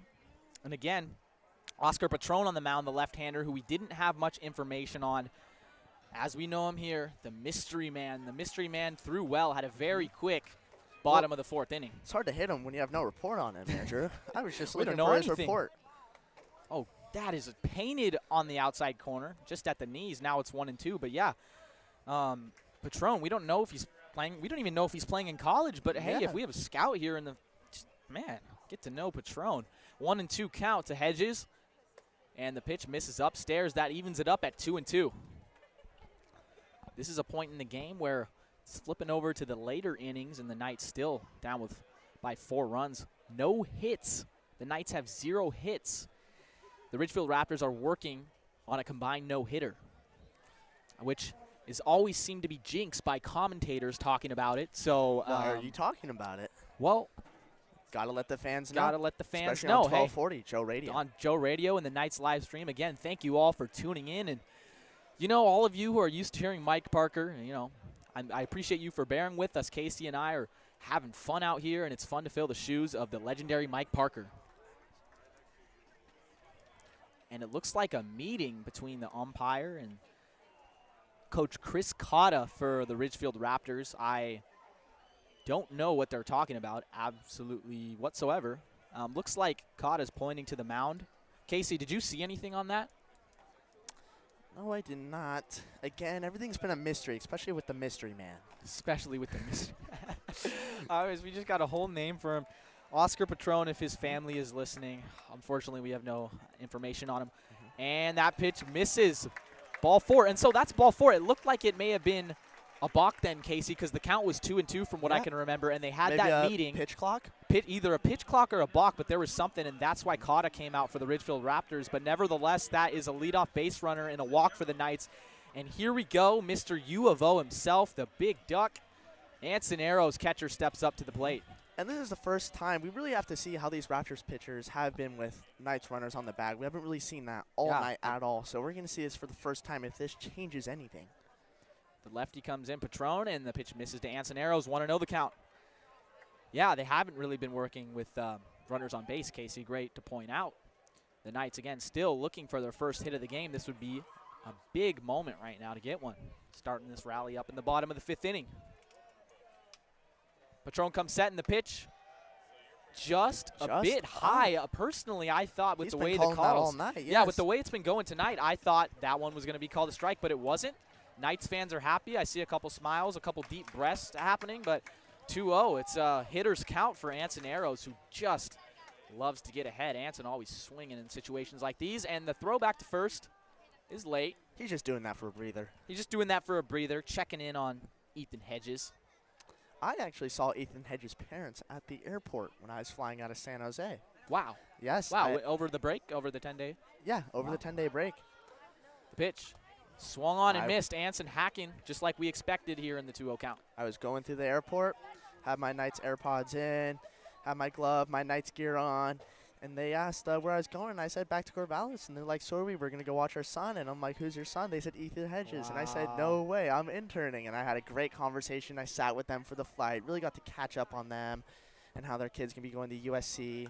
The pitch, grounded to the right side, fielded by the first baseman, to second for 1, and on to first for 2. Great defensive plays over there.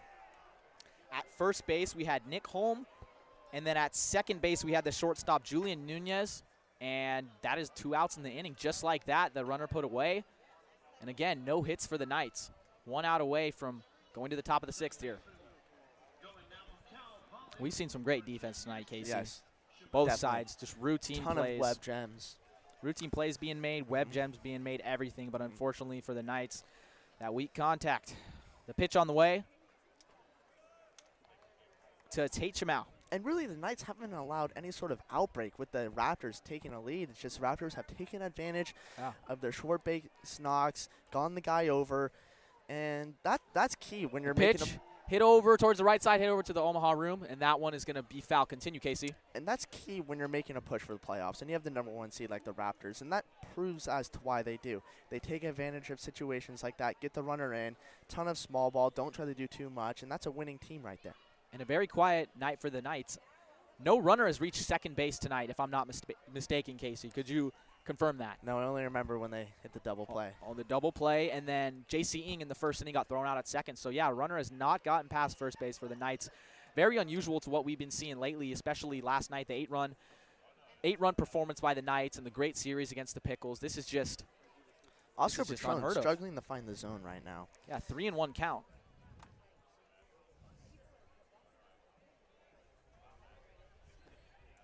Oscar Patron comes set. The windup from the left-hander, and the pitch is down, bounces before the plate. Tate Chamau, another walk here in the bottom of the 5th inning, and the Knights get a runner on first base.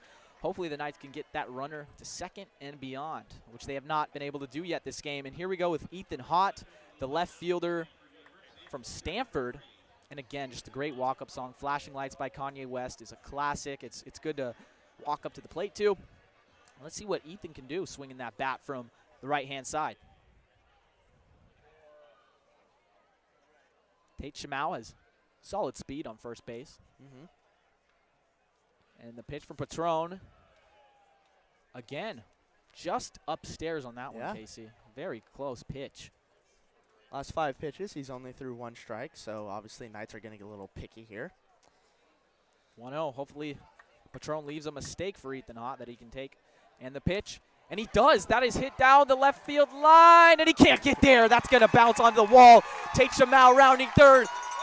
The throw hits the cutoff, and Tate Shamau is safe at the plate.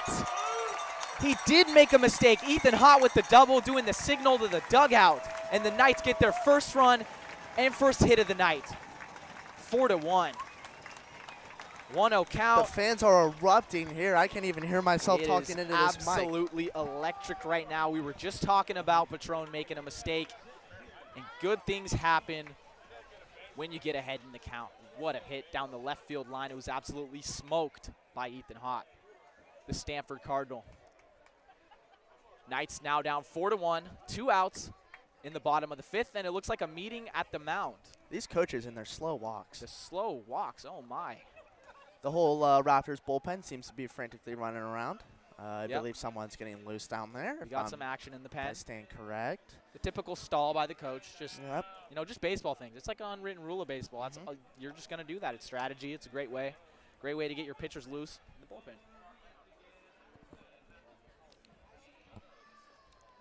Now up at the plate is Phoenix Call, who is known for his amazing glove, making plays in center field. People fear his arm, as we saw last inning in the top of the 5th when people would not run on him, which I wouldn't do either. But let's see what Phoenix can do with the bat. Can he translate that amazing defense and get a hit to get the Knights back into the game? The right-hander from UCLA. He is an incoming freshman. He actually just graduated this June from Calabasas High School in California. He also got drafted in the late rounds of the MLB draft to the Boston Red Sox. This guy is a player, Casey. And the 0-0 pitch to call.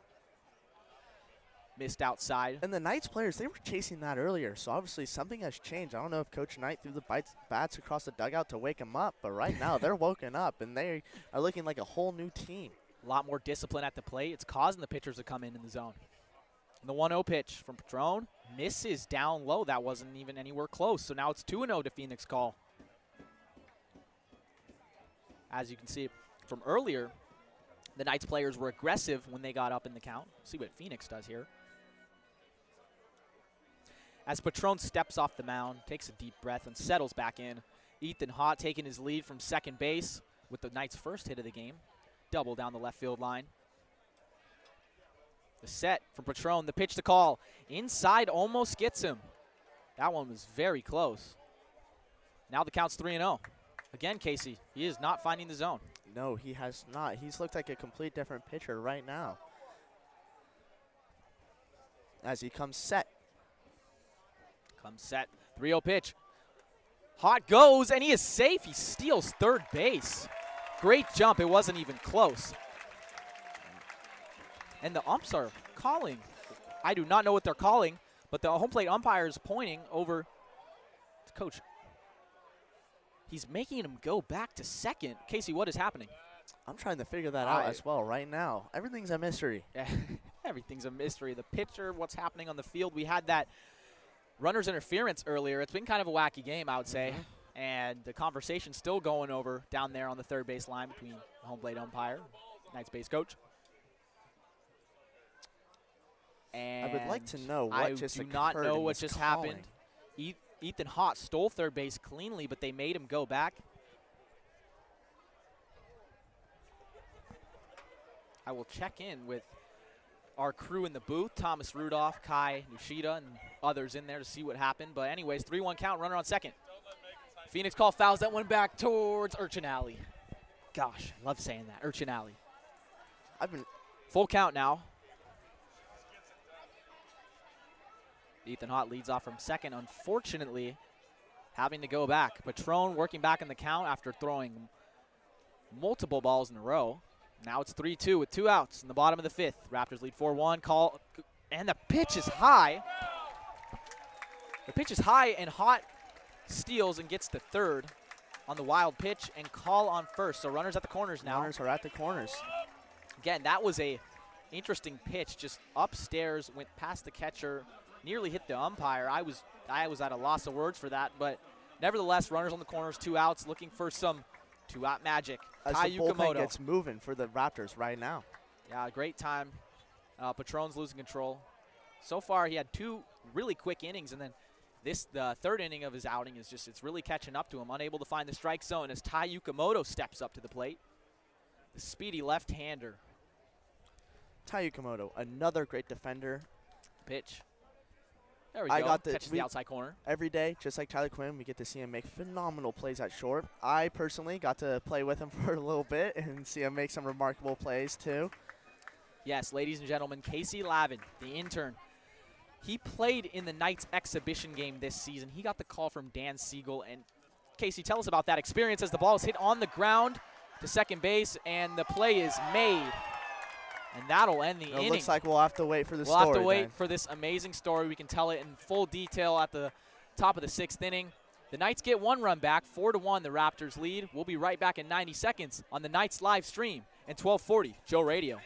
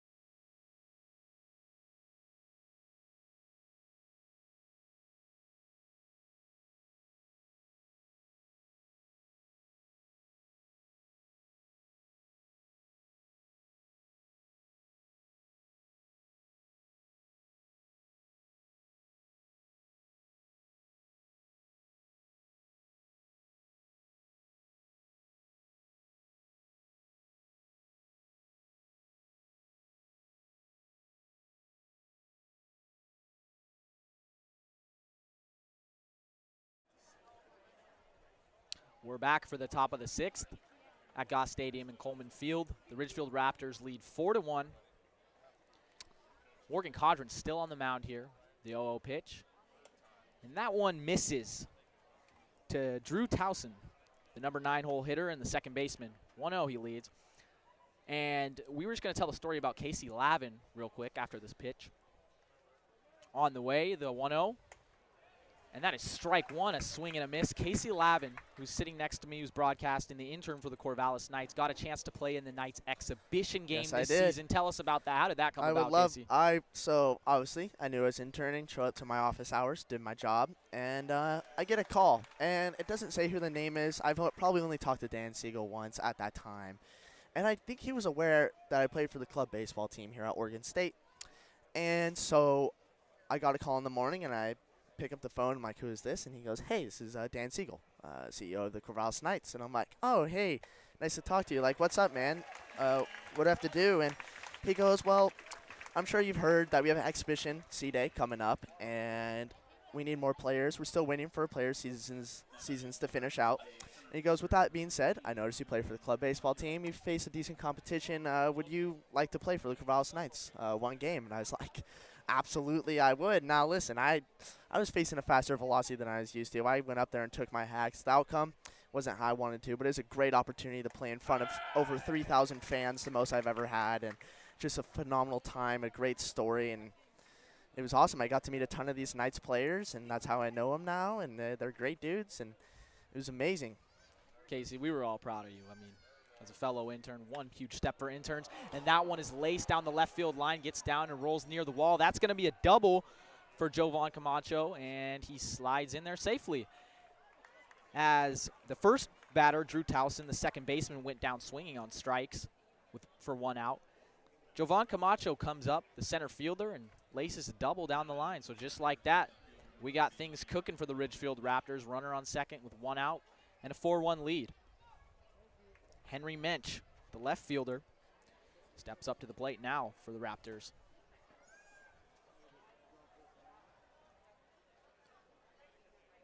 Camacho takes his lead. Cadron comes set. The pitch on the way. Great That's in spot. there. Cadron has really settled in so far. I mean, listen, they got a double there, but he's really honed in on hitting his spots. And now, listen, he gave up a base knock, but he's kept the game close. He's been doing his job and really been stringing together a good couple of innings. That's all you can ask for the bullpen, especially when you come down already with a deficit. Just hold it close. Give your team a chance to win, which is what he's doing, as the Knights got to run back in the bottom of the 5th, and he's thrown some nasty pitches, as we saw last inning. And off speed, just high. But again, Casey, he's been on and off with the off speed, but when he does hit that, it is, that is almost unhittable, as the count is tied up here at 1-1. Henry Mensch, the right-hander. The pitch to Mensch. Swing, laced over to Yukamoto at short. He makes the play and throws to first. Routine as ever, and that's the 2nd out of the inning. Smooth as butter, like a hot knife through butter. I learned that from you, Casey. Oh, yeah, that I is love your saying that. That is Never my saying. heard that before, but I appreciate it. I can always, you learn something new every day. Exactly. One thing I learned from you, Listen, Casey. One of the Andrew, many. Andrew, every time we talk, you make me reinvigorated for my love of the game. Oh, Casey, stop. Stop, dude. You're making me blush, man, but thank you so much. I'm Andrew Henderson, filling in for Mike Parker alongside with my color commentator, Casey Lavin, and we are just having so much fun watching baseball and tonight. You guys are going to get spoiled even more. Coming up the next few innings, we will have Thomas Rudolph. Coming onto the radio. A commentator at Oregon Tech University. He's done a great job there commentating for softball games, has a lot of experience. The pitch on the way, and dove on the ground. Cadron makes the play. Phenomenal. A grounder back to the mound. Cadron dove off the mound to field the ball cleanly, got up from his feet and threw it over to first for the out as he sits down Jackson Nicholas. And that ends the top of the 6th for the Ridgefield Raptors. The Corvallis Knights still down 4-1. And ladies and gentlemen, thank you so much for bearing with me tonight. I had so much fun. And I'm going to hand it over to Thomas Rudolph and Casey Lavin for the rest of the night. But we'll be back after this 90-second break on the Knights live stream at 1240 Joe Radio.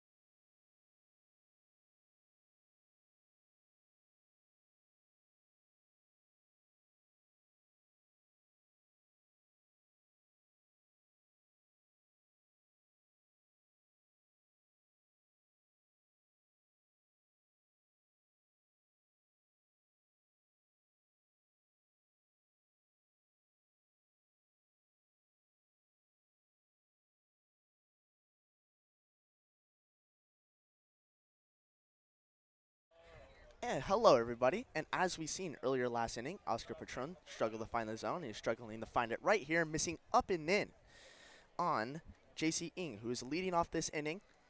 And I am joined here by wonderful Thomas Rudolph. Would you like to introduce yourself? Yeah, I will. My name is Thomas Rudolph. I'm, another one of the Knights live stream interns, and just get a commentated baseball game. Awesome. All right, as he kicks and delivers, and a ground ball to second baseman. And 1 out. That was another great play by the second baseman for the Raptors, Drew Thompson. Oscar Patron, he's been came in earlier in the game, and he's stayed in for most of it. The Knights are trying to rally something together. They're down 4-1 here in the bottom of the 6th. Now up for your Corvallis Knights is Tyler Quinn, who's been a key staple to the Knights all season. Yeah, Tyler Quinn is obviously, I think he's been one of the best Knights players Oh, this no season. doubt. Yeah, No yeah. doubt. He has probably some of the best defense on the team, best bat. You know? Oscar Patron, he has not been really feeling the zone recently, No, as he takes a longer time to really walk and gather himself. As I look out to the Raptors bullpen, no one is getting up, so it seems like it's Patron's game to pitch as he's down in the count 2-0. Oh, took a And hat. healthy hat That by is- Tyler Quinn, and that hits the McGraw-Hill press box sign up there. I'm surprised it didn't fall down. Knocked some there. dust off of it. But Holy. oh no, I wasn't sure if it was raining just now or that was dust. But now it's a 2-1 count. Oscar Patron looking to come back in the counter here against Tyler Quinn as he misses up to make the count 3-1. Tyler Quinn's been selective all season when at the plate, and he's one of those reliant players. And we've talked to Coach Knight all the time about Tyler Quinn, and he just loves him. The whole team loves him, just like Ansoneros, as he kicks and delivers, and that is inside, and the Knights will get a runner on first base, hoping to rally back here late in the game on a beautiful night. Listen, guys, earlier I thought this game might have gotten rained out, but not anymore. The weather's turned around. It's a beautiful night. It's not hot at all. Maybe a little chill. I was actually thinking about putting on my sweatshirt. But Knights are looking here to rally to make it a great firework night and send the fans home happy. Now up to the plate is Sam Sten. Kicks and delivers, and he ropes it. Almost took off the heads in the Raptors dugout. Not the Velociraptors, but Raptors the bird, as I made that incident earlier. I thought this whole season that we were talking about dinosaurs, and unfortunately, these are not Velociraptors. It's they a are bird, the bird. unfortunately. Yep, unfortunately. But Patron here really making an adjustment. Runner on first as he's about to come set. Looks in at the pitch, comes set. Checks the runner at first, kicks and delivers. And a ground ball to Thompson. Thompson the second. And they will Only get one on that one. only get one. Sam Stem did a really nice job hustling down the baseline to avoid the double play. Yes. And I've noticed since Patron has come in, he came in, he was wheeling and dealing, and then he's gotten a little bit more methodical and slower in his approach.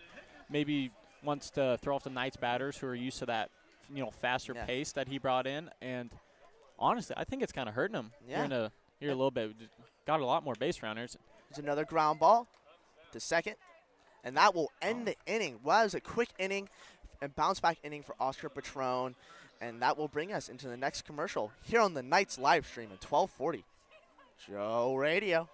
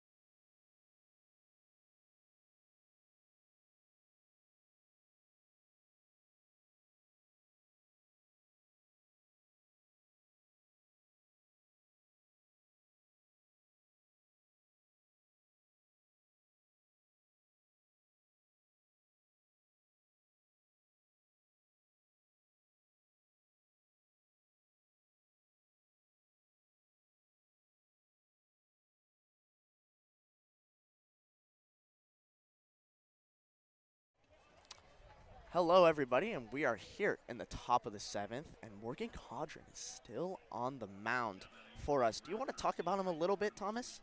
Morgan Caudron came in relief. Obviously, what a guy that comes out of the bullpen, you want him to, limit runs, Yes. limit hits, make your defense work a little bit where your starter They have couldn't.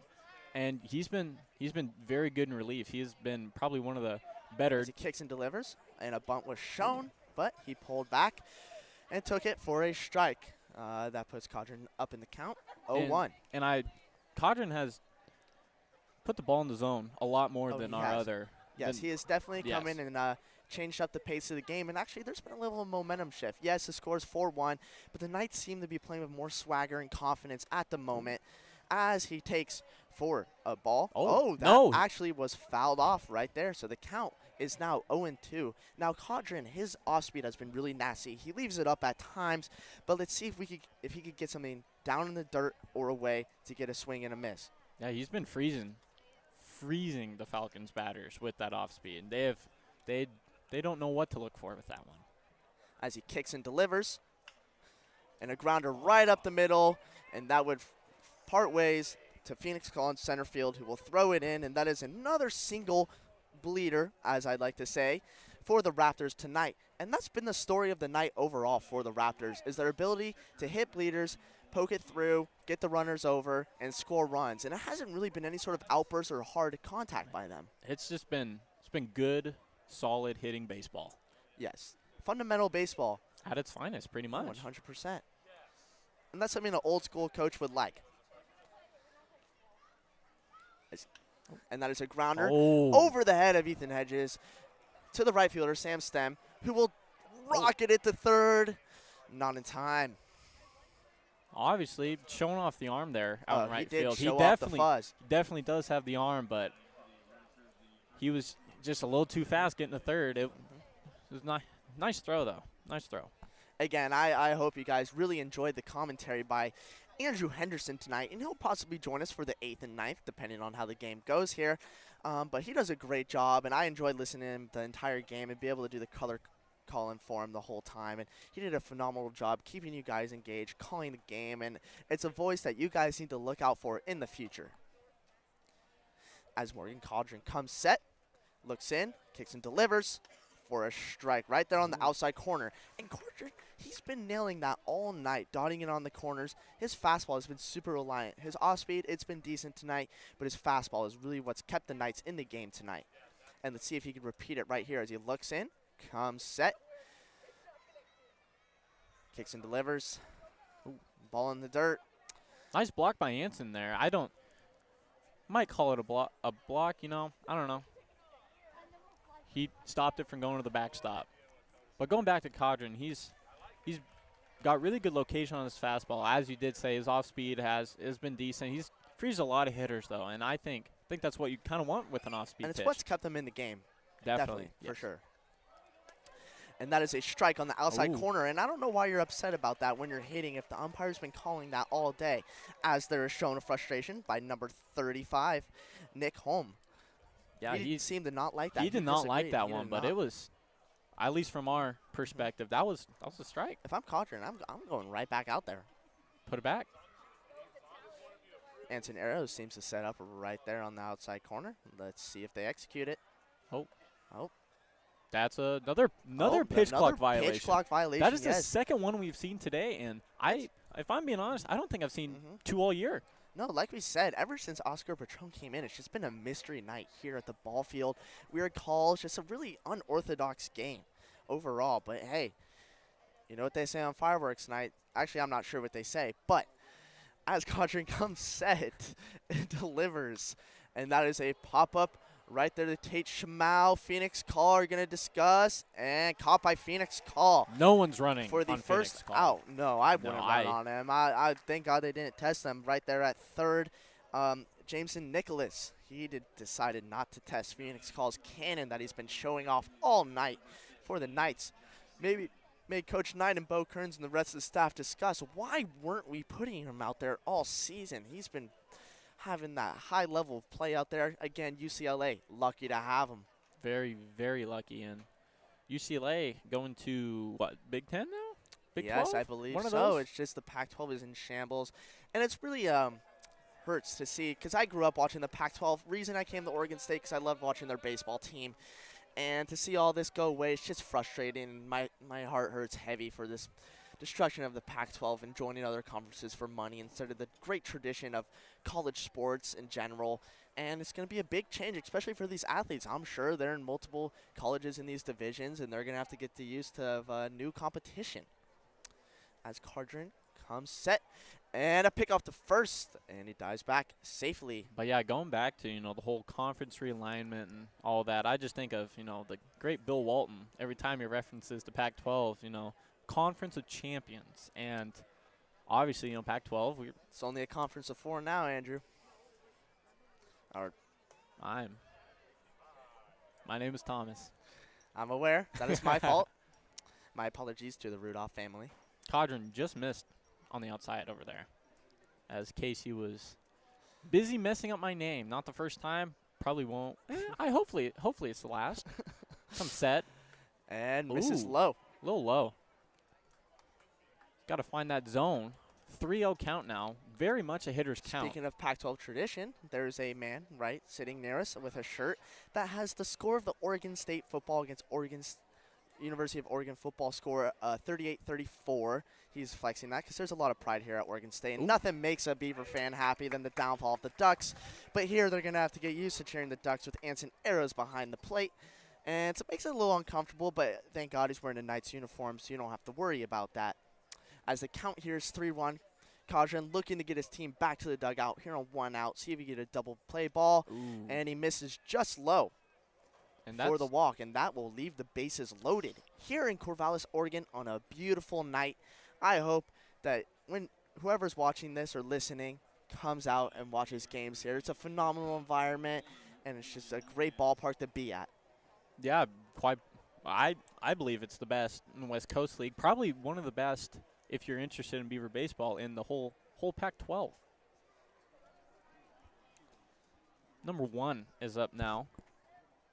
Nunez looking to add a little bit more insurance for the Raptors. Foul back, another heavy swing by number 1, Jolin Nunez. They've done that very well. They have loaded the bases either with walks or those little bloop singles or little bleeders, and then when they get the runners in scoring position, they're a whole new team. Yeah, no, that's why they've proven to be the number 1 seed and clinched their playoff berth right after the first half of the season ended. So obviously you're thinking maybe you want to get more reps in with your other players, get their innings here in college ball, but Raptors are hoping to be here and spoil the seeding hopes of the Corvallis Knights. That last Morgan Codron pitch, referencing Major League, Harry Doyle just a bit outside.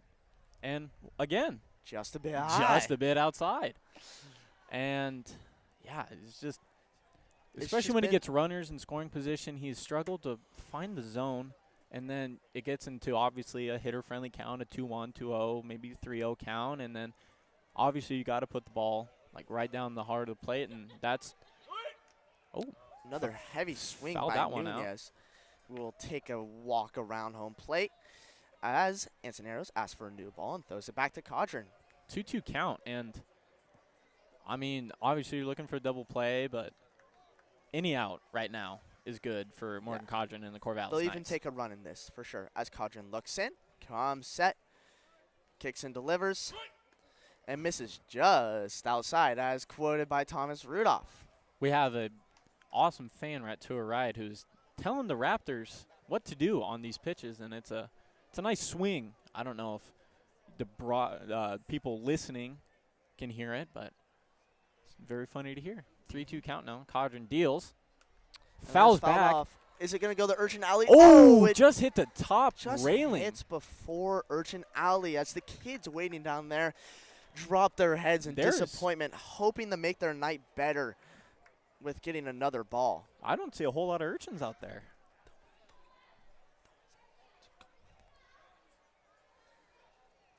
As he kicks and delivers, and that is another high pop-up to Ethan Hedges, who has a great family. I was given the privilege to really meet his parents at the airport, and it's a great family, and they love their son and have a lot of faith that his career is going to pan out at USC. And know what?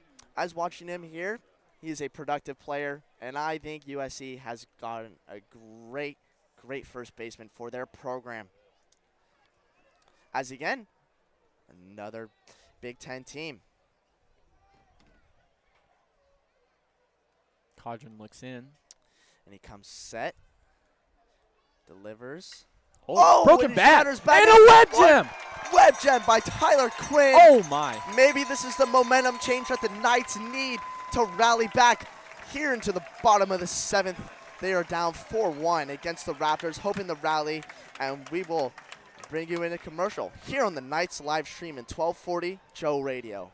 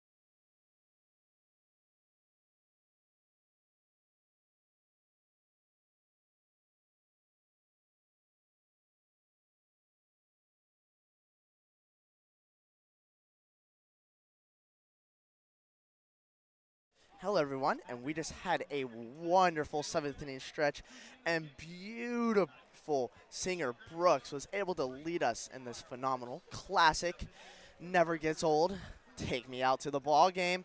And why don't, speaking of the ball game, we have a new joker on the mound, as Mike Parker likes to say. We like to keep his wishes here and make you guys feel at home. So, Thomas, why don't you just tell us about him? Yeah, we got, obviously, new arm on the mound. Number 4, Dylan Kirksey. Don't have a hide weight or a college or a hometown. Another mystery man. Another mystery man, and that's probably the Raptors' approach is they don't want us to have any report on their pitchers, and that could be the reason as to why they're in the lead right now. Yeah, so far he's only played 1 game, 1 inning, 1 hit, 1 run, 2 walks. So, I mean, not a beautiful start. He has a 9 ERA, but obviously 1 inning of work.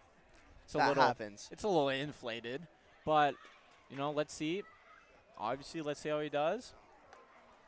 And there is some commotion going on behind us. And hopefully, like we saw last inning with the shatter bat and the wonderful web gem play made by Tyler Quinn, this could be a big momentum change for the Corvallis Knights. And we're about to have big number 25, Chance Wallace. Oh, 20, there must be an error on the scoreboard, as it is Anson Arrows hitting. Yeah, with these jerseys, they did not make a number 43. So Oh, Anson Arrows my fault for my mistake. Yeah, it's all good. Yeah, Anson wears the 25 when we wear these. I was not aware of that. My fault. These beautiful, beautiful jerseys. Anson Obviously. Arrows walking up to Chris Stapleton, never gets old, great artist. If you guys haven't gotten the chance to listen to him, please do. And kicks and delivers, and call for a strike. Umpire's been calling that all night. He's gotten a little bit looser with his zone, obviously, as the game has progressed. Started off with a really, really tight zone. And here comes the pitch. Ooh, high. Just up. Now, it kind of seems the Raptors have been losing it a little bit with their pitching. They have not been necessarily as sharp as they were earlier in the game. And the Knights are slowly starting to take advantage, as we see right here. Ooh. And a heavy swing by Anson Arrows, who really was ahead in the count.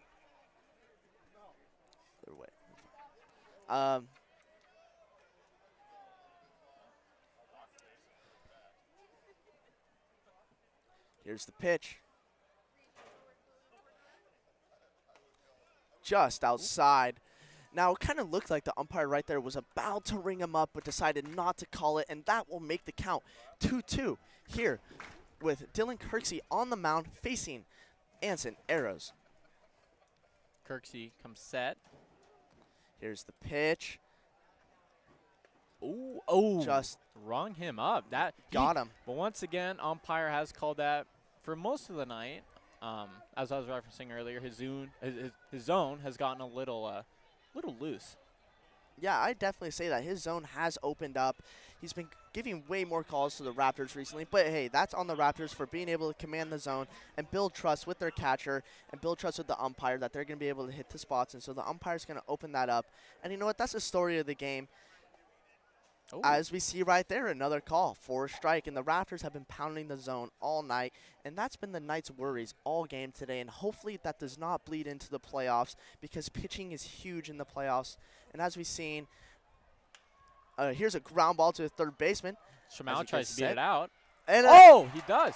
Looks like a error on the third baseman. Don't know the official score. Our man in the press box, Brooksy. He, usually gives out usually walks around and gives us the good old. Now, what occurred there was Jameson Nicholas seemed to gather himself too much and really tried to show off the cannon instead of really just throwing it at 70% and getting the out. And sometimes that happens. He maybe took a little too much pumps and then felt like he had to rush it, as Kirksey kicks and delivers for a ball just outside, as he tried to really hit the outside corner on an off-speed pitch, preferably a curveball, as we noticed right there. It's hard for this perspective really determine if it's a slider or curveball. We can say off-speed. But let's see if he'll go back-to-back with it, as he misses just in. Ethan Haunt is now up. Now, Ethan Haunt, he's, as his name signifies, he's been very hot. He has been very hot, as he takes a heavy hack right there, really trying to change the game in one swing. He wanted this, after this swing, to be a 4-3 game. But instead, he will have to step back in the box and get another pitch by Dylan Kirksey. And here's the pitch. And there's a grounder up the middle to second. And to first, they will not get him at first, but they will get the out at second base. Their infield has been very good, as the Knights have gotten a runner on first to at least get the lead runner, and there's been a couple times where it has resulted in a double play. And as we've seen, the Knights really just haven't been able to get anything together all game. And it's one of those, we really just got to rally the guys together, find new ways to get runners on the bag, new ways to get guys over. And we'll see if they can do that right now, as he kicks and delivers. Misses just outside. I like saying that now that Thomas mentioned it. I feel like I'm in Major League. Great Bob Uecker played Harry Doyle on that. Now, Bob Uecker, obviously, a great commentator. I actually watched a documentary on him the other day on MLB Network, and he dots it just right there in the corner. So what we saw with Kirksey on the mound is he missed just out, but then the catcher's like, let's try that again, and he dots it right there. And that's been the theme all night with the Raptors, their ability to get ahead of the count, putting the pressure on the Knights all game. Ooh. Oh, yeah. I was thinking he went around, and, as soon as the batter kind of like leans forward a little bit and that bat goes a little bit, obviously that would be he went around the world and back again. Here's the pitch. Oh, there's a foul ball into Urchin Alley. Bounces off the little roof here on Dixon Recreation Center, and they're scrambling. They are scrambling. As Kirksey comes set. Here's the pitch. And a high pop up to the first baseman. Oh, and it cannot make the play. Throw to as third. Ethan Haunt will chug along into third base. That was a very, very big mistake by the first baseman. Great aggressive running by Ethan Hahn, knowing there's 2 outs and that you're going no matter what and taking the extra bag on that. This could be the momentum that the Knights need in this situation. We'll see if Tai Yukimoto could get him in right here. I believe the second baseman might have tried to call off the first baseman, and as soon as you take your eye off the ball, you're in for a world of hurt. We saw confusion right there between the second baseman, Drew Thompson, and the first baseman, Nick Holm. They seemed to think each other were going to catch it, and they were not able to come up with it, as there's a strike on the outside corner, off speed. Doing a very good job at painting the corners in this game, and it's been a very nice pitching game to watch, honestly. Oh, it has been a good pitching game overall. Even the Knights haven't been able to command the zone, but they've been battling every inning. Even when runners on, they're able to get out of it. And that is by the cool, calm pressure by Bo Kearns, phenomenal pitching coach here in Corvallis. And he just continues to produce great, great pitchers. Oh. As that is thrown, that might have, no, that did just clip off of Tai Yukimoto. I think that will leave the bases loaded. I think that might have been the second ball he threw behind him. I think so. That was, you don't really see that a whole lot now. No, you do not. But obviously, hit him somewhere, and now he gets that free path to first base as J.C. Ng is now up with bases loaded, 2 outs. This is a quote-unquote hero moment, possibly. As the catcher calls for time, that will be Cole Sheenan. Having a little bit of a powwow up there. Telling him that, settle down, hit your zones, and it can get very nerve-wracking if you're on the bump right now with the Corvallis fans just stomping on the bleachers, a loud atmosphere. You can almost say the playoffs have started today with the way the base is loaded, and J.C. Ng digs himself into the box, hoping to have a game-tying swing, possibly a lead change swing right here as Kirksey kicks and delivers. Ooh, and just high. As a fan is chirping right now at Dylan Kirksey, who is struggling to find a zone, appearing to be rattled by the fan environment. Oh. As that is a blooper to center field. Oh, just caught by the center fielder. Good. Track that ball all the way off the bat, and now they got out of the inning unscathed. Unscathed, and that's still been the story. Knights struggling to find runs, as we will now go into the top of the 8th here on the Knights live stream in 1240 Joe Radio.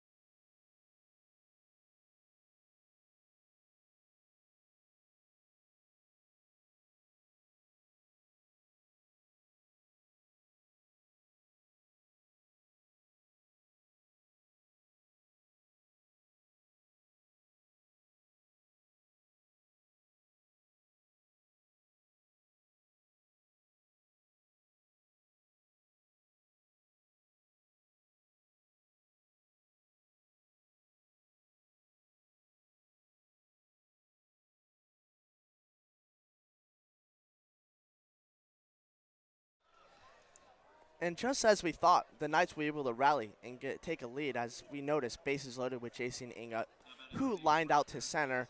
They unfortunately were not able to get any runs in, but Knights are still in it, and they decided to bring out a new man on the mound. His name's Jonathan Stone, and my partner here, Thomas Rudolph, wants to tell you guys about him.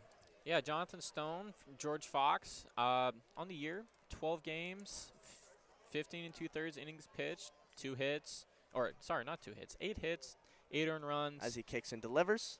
14 walks. 7 Strike called on the inside. Yeah, he's been doing pretty good. He has an ERA of 4.59. So obviously a little bit of struggles there, but solid pitcher. Ooh, Just that missed. just missed up. The umpire's been calling that all night. A little strange, but Jonathan Stone doesn't seem worried as he comes set immediately, working fast, kicks and delivers. A strike called on the inside. Oh no. No, umpire did not give him to it. Now that the count will be 2-1 as Jonathan Stone still working fast, kicks and delivers. Misses just low, making the count now 3-1. Another inside pitch. You know, obviously fresh arm. Got to get those heebie-jeebies out. As that is fouled off by Jovan Camacho. But he looks to be, as every other Knight that has come out of the bullpen, he seems to be finding his zone very, very well so far. He really does. Ooh. And that is another close pitch that was not called by the umpire. But he seems to really have his sharp stuff tonight. I know there's a walk there, but a lot of those pitches could have gone both ways. Now, Jonathan, that was not the start Jonathan Stone is hoping to have, but he's hoping to really get a double play ball, get out of this inning, and get the bats hot again. Yeah, the bats are on fire right now. If he can just get a quick 1, 2, 3, get him back up, might be a whole different ball game. Oh, it definitely would be, as he misses just outside. Really falling behind the count here. Yeah, 1-0. we were gassing him up a little bit now. He's I know. starting to struggle with that control a little bit, but it's early into his appearance. He'll work it out. Mm-hmm. We believe in second chances, don't we? Oh yes, we do. As there's a grounder to Tayu Komodo, to Tate Chamau, to Ethan Hedges for a double play. That is exactly what the doctor ordered up. And now Jonathan Stone has gotten his 2 outs, which is just what Bo Kearns and Coach Knight have ordered. Yeah, Tai Yukamoto, he looked a little uncertain if Chamau was going to cover second, but Chamau got over there and made the quick flip to Ethan Hedges to secure the double play. Now that could be a big momentum changer as number 46, Jameson Nicholas, steps up for the Ridgefield Raptors. Jonathan Stone looks in, gets his pitch, begins the windup. Strike on the outside corner. Yeah, he's turned on a little bit. Once again, you know, early in the appearance. See what happens. As the pitch comes in. Ooh, ball just outside. A little outside. Yeah. And now He tried to have a little backdoor breaking ball right there, but didn't really break in. Still could have maybe been called, but he's going to see if he could do that again right here. Ooh, a heavy hack by Jameson Nicholas, really trying to extend the lead for the Raptors here. But Jonathan Stone did not let that happen as he steps back onto the rubber after taking a quick breather. He took off his hat, scratched his head a bit, got a quick breather, and he looks back in now. Kicks and delivers. And a swing and a miss. Jonathan Stone screams in excitement, really hoping to turn around this team and excite and get the bats hot. We'll see you in the bottom of the 8th, and that is it for me tonight. But you guys will be brought through the rest of the game by Thomas Rudolph and Andrew Henderson here on the Knights live stream in 1240 Joe Radio. Thanks again.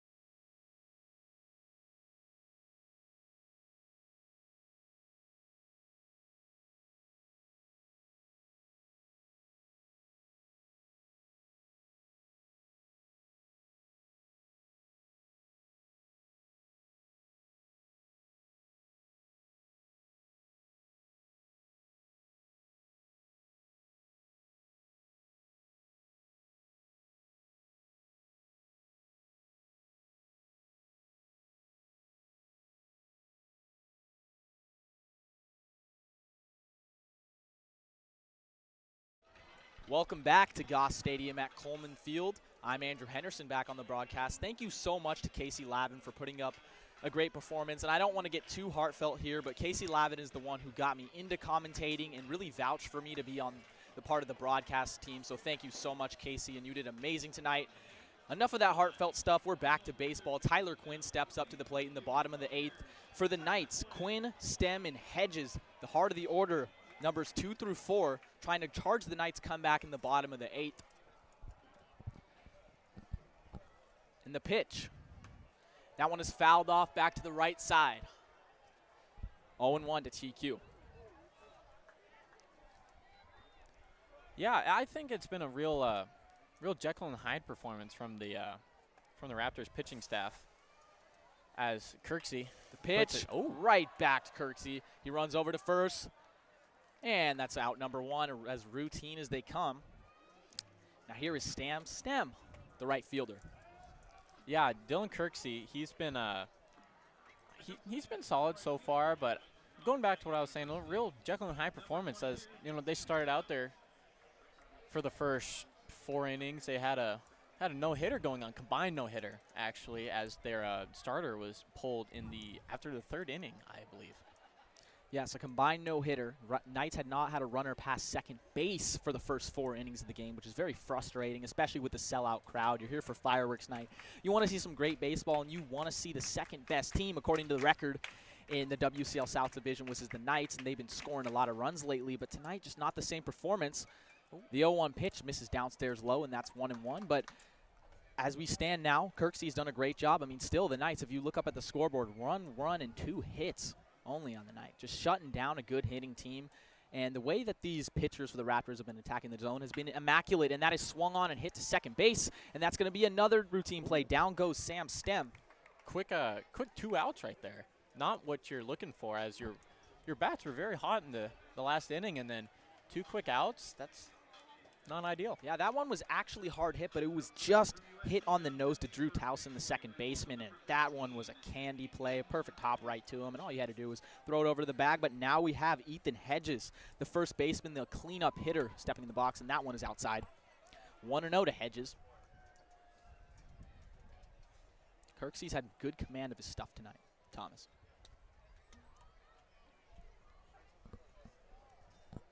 Kirksey from the windup. The pitch on the way. And that misses outside and low now. That's 2-0. Same spot. And he's trying to see if that umpire will give him the same spot that he called the ball. Yeah, I would say the zone has been sort of inconsistent tonight. I've had a lot of moments where I've been looking with Casey where he calls, and there he goes. He calls a high strike, which has been getting called the ball recently. And as we mention it literally happens. Yeah, he's been all over the place, kind of. It's going to be a chart for sure. Truly frustrating for the Knights. The 2-1 pitch on the way is fouled back, and there we go. Yeah, Urchin Alley. Jinx, you owe me a soda. Said it at the same time. That one bounces off the roof of the Dixon Recreation Center, and all the urchins are running after it. It's getting late now, but there's still plenty of urchins out there. 2-2 pitch now. Kirksey delivers. Oh, a little high and inside. Popping in, a little chin music there. And I feel with this, expanded strike zone as the game has gone, as a hitter, you become way more defensive. You have to pretty much swing at everything if it looks close to the plate. Well said, Thomas. I totally agree. And that one was close, and that is popped up in the infield.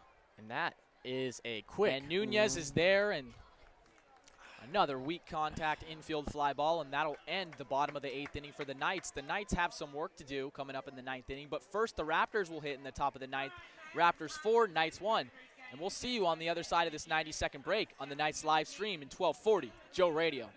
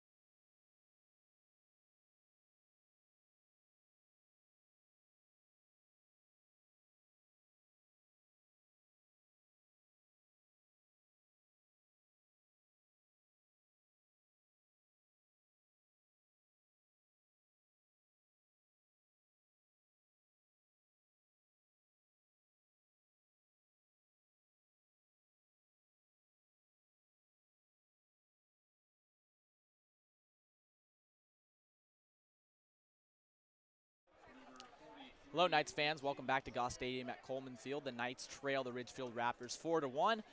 But in positive news, Bend beats Cowlitz, and the Knights officially secure the #2 seed in the WCL playoffs, barring what happens tonight and tomorrow. Great news. Certainly the Knights still want to win this game and compete and go out there, Thomas, but it's just great news. Everyone in the stadium has gotten the news. It's gotten around, and the Knights will be hosting, so that means 2 home games next week.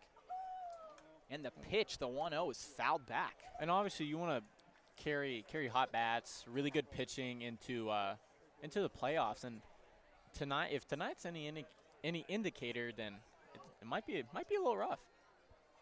It might be. You don't want to go in with bad momentum to the playoffs. The 1-1 pitch misses outside. 2-1 now.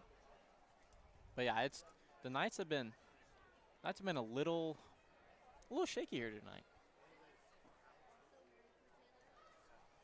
The 2-1 is smashed into right field. That one's going to drop a hard hit ball by Nick Siemens. Nick Siemens, the right fielder, has been on base multiple times tonight, showing the speed, and that one was hard hit right on the nose. Now batting is Cole Sheehan, the catcher, the great defensive catcher for the Raptors. It just seems like almost every single inning the Raptors are getting a runner on base to start it, and that's really been the difference in the game. The Knights have been getting their runners with 2 outs, a lot of 2-out walks that we've seen, and the Raptors are getting on with hard or soft contact to start the inning, and the pitch is upstairs to Sheehan, ball 1. Yeah, and that was probably the first inning that wasn't a little bleeder into the outfield, so.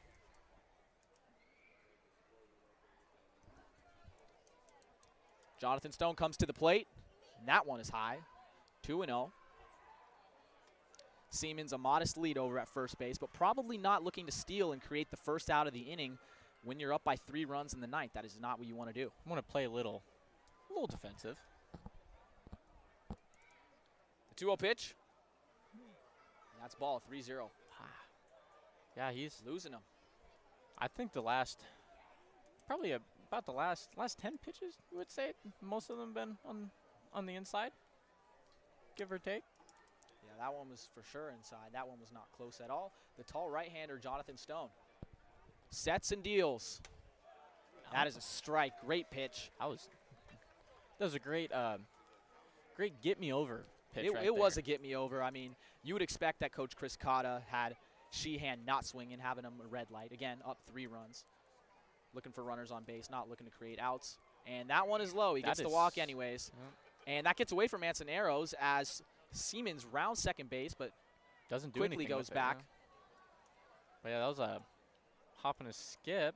Kind of see that more at the river than a baseball game, but another walk for the Knights given up tonight. I don't know how many we have. We will check with our data staff soon, but it's just the control has not been there, and just too many free passes to start the inning. Again, 0 outs, and the Knights are in the hole. And here we have a visit to the mound. There is some activity in the Knights' pen. Again, as Casey was mentioning earlier, the slow walk to the mound. The stall, the typical baseball stall. Walk slow as you can to the mound so you can get your bullpen ready. You have a chance for your pitcher to rest. And it looks like it's just going to be a chat with Jonathan Stone, not a full pitching change. Bo Kearns again. Got the magic touch out there. But yeah, I feel with the obviously, pitch clock and speeding up the pace of the game, this is probably one of the last liberties that you can take your time with. Oh, definitely.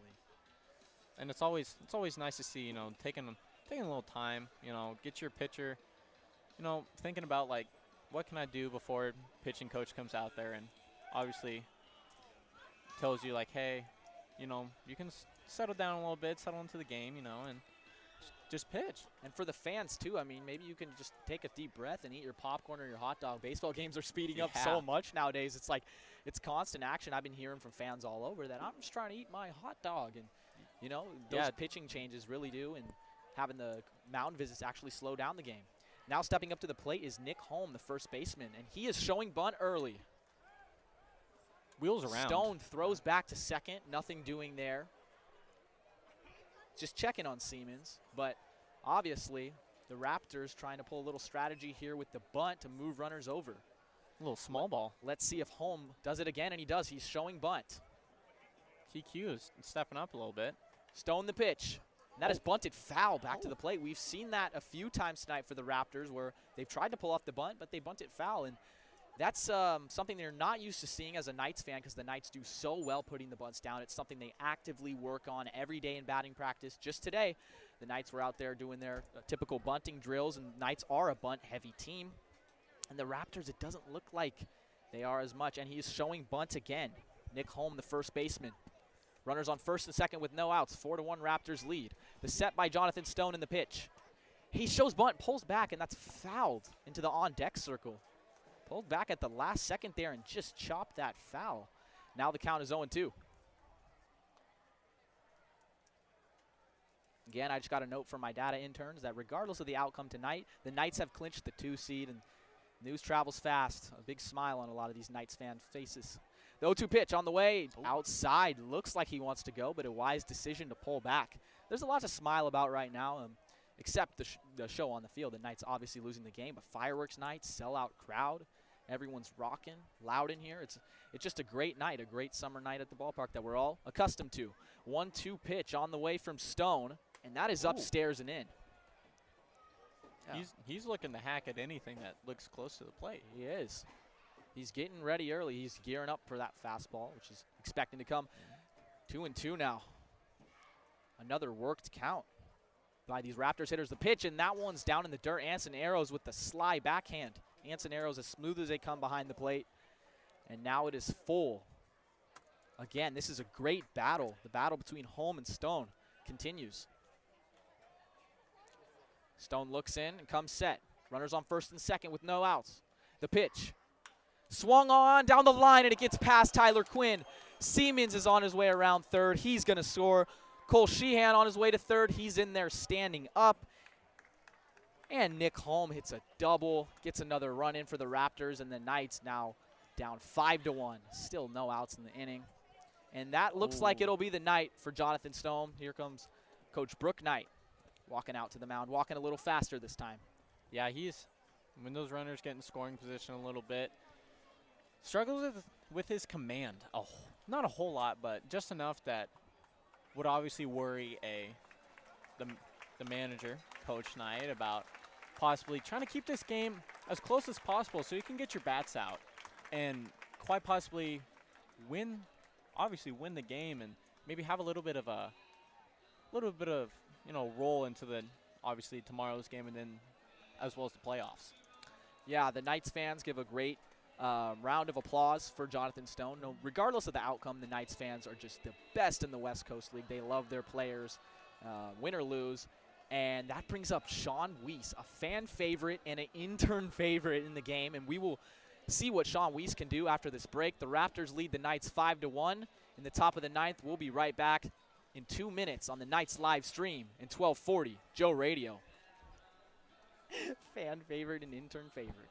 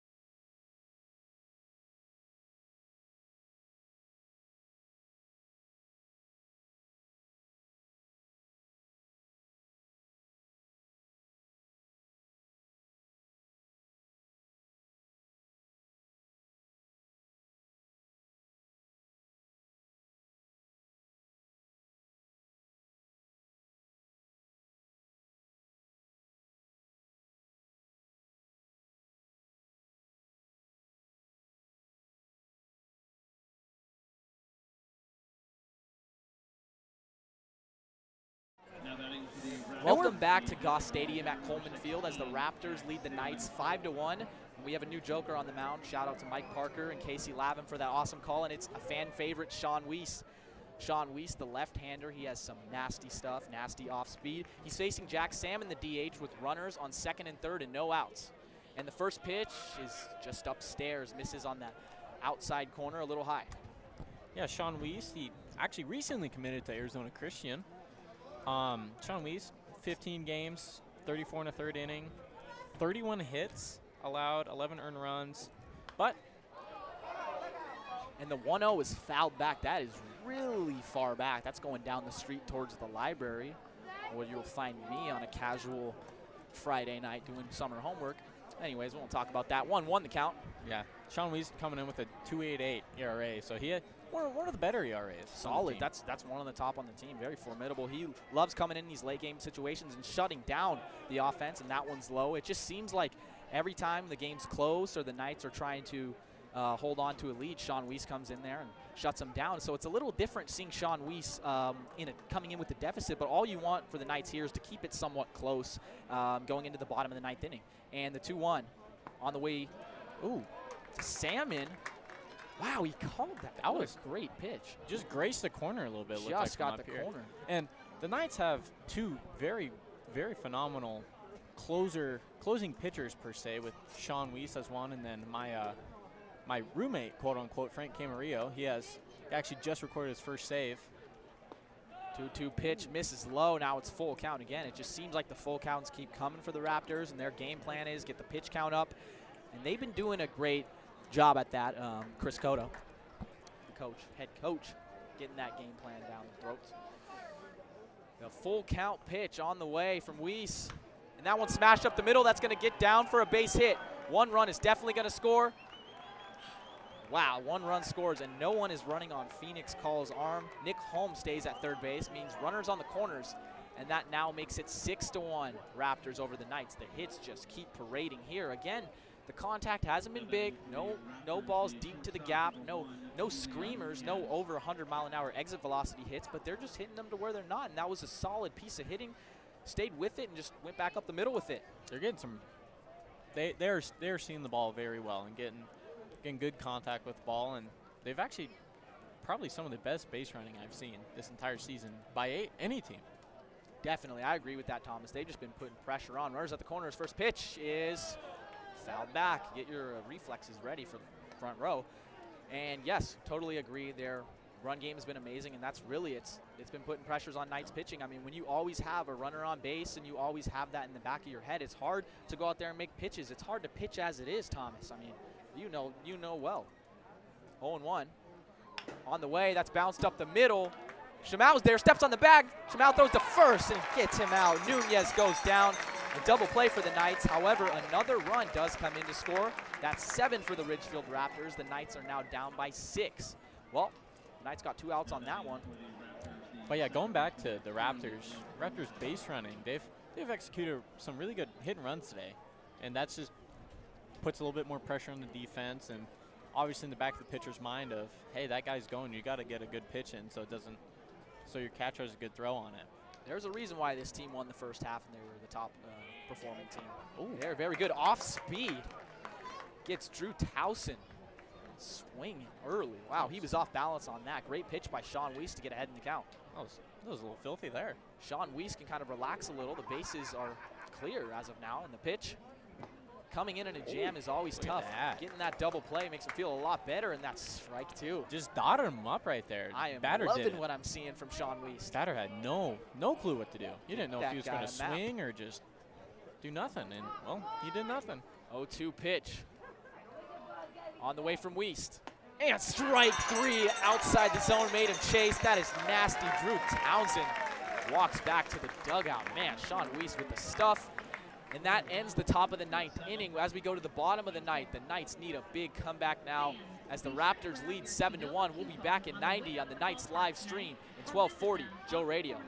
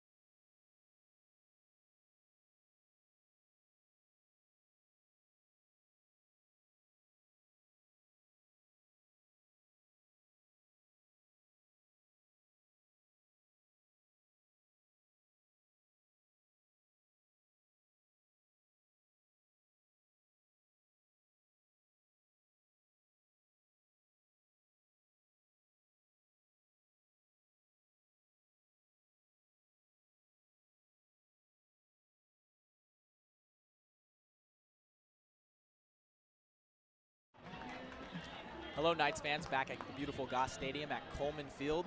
Unfortunately, the Knights are down big. They're down 7-1 going into the bottom of the ninth. Get your rally caps on. It's all starting with catcher Anson Arrows hitting from the left side at the plate, and he takes a strike.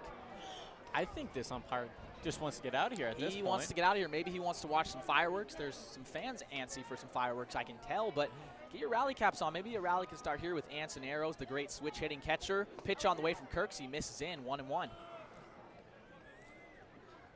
It's going to be Arrows, Shamau, and Hott, followed by Call and Yukamoto to see if the Knights can get back in this game. First, you need some base runners, ball outside.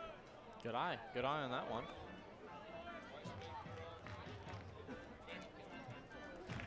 And all Anson has to do here, make contact, just get a single. That's all he needs. Not asking for too much here. The pitch on the way, Anson grounds that ball up the middle. And that is to the shortstop Nunez on the way to first, and he is out. Their interior on the infield, middle, they are just wow. You blink your eyes and that play's already at first. It is incredible. Up the middle, they have Julian Nunez and Drew Townsend. They've done a wonderful job tonight. It must be comforting as a pitcher knowing you have that as an athletic middle infield to make plays like that. And now stepping up to the plate is Tate Shamau, number 10. Ball misses outside. Yeah, it does. Those two right up the middle remind me a little bit of, Jose Altuve, Carlos Correa, just super athletic guys who just, they make plays. Those are some greats there. A lot of great middle infield pairs in that one. It's fouled back. 1-1 the count. Once again, all you need to do, get on base, and hopefully the next guy can advance you. Hats off to the Raptors pitching staff. All the guys tonight. Only 2 hits on the board for one of the best hitting teams in the league. You got to give it up to them. And that is fouled off by Tate Shamau. It's just something you don't see a lot at Goss Stadium. And especially on a night like fireworks night, you want to come out and you want to put on the show for the fans. But hey, if the other team has a sleight of hand and they're doing well, you got to give a hats off to them.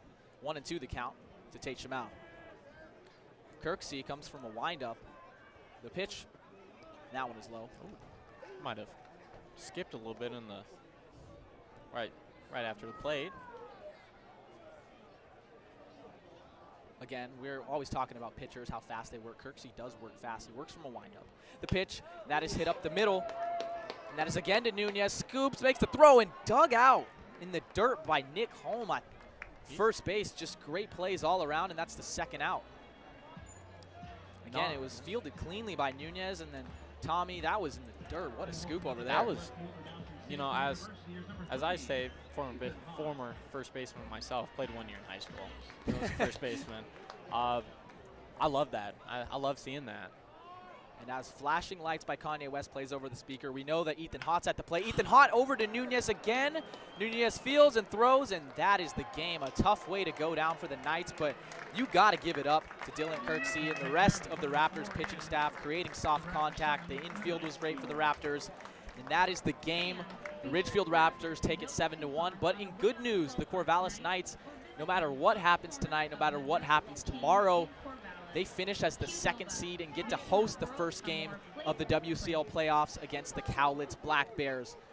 And as far as our player of the game tonight, we're giving it to Ethan Hott, who's 1 for 4, had a double and an RBI, the only RBI of the game. It was an electrifying play, roped down the third baseline. But Knights fans, even though they have the loss tonight, they'll go home happy with an amazing fireworks show, and they'll go home knowing that playoff baseball will be hosted here next week. As far as the crew, Thomas Rudolph, you did an amazing job tonight. Thank you, Thomas. Thank you. I want to give a big thanks to Casey. He was making me laugh the entire time, making me smile, as Casey always does. He's back there listening to us in the press box right now. And then, of course, our data interns, Kai Nushida, Caleb Mitchell, and Connor Heath. They're awesome. And, of course, filling in for Mike Parker, it was a dream come true. I've been listening to him for years. Obviously, the voice of Beaver baseball, the voice of Knights baseball. And just being in this position is so amazing. I'm thankful. And, of course, Dan Siegel, who joined me at the beginning, the man who's built up this franchise, the man who's built up this program, moving the Corvallis Knights from Aloha over here to Goss Stadium and making it happen. I'm Andrew Henderson, and we're signing off on the Knights live stream in 1240 Joe Radio.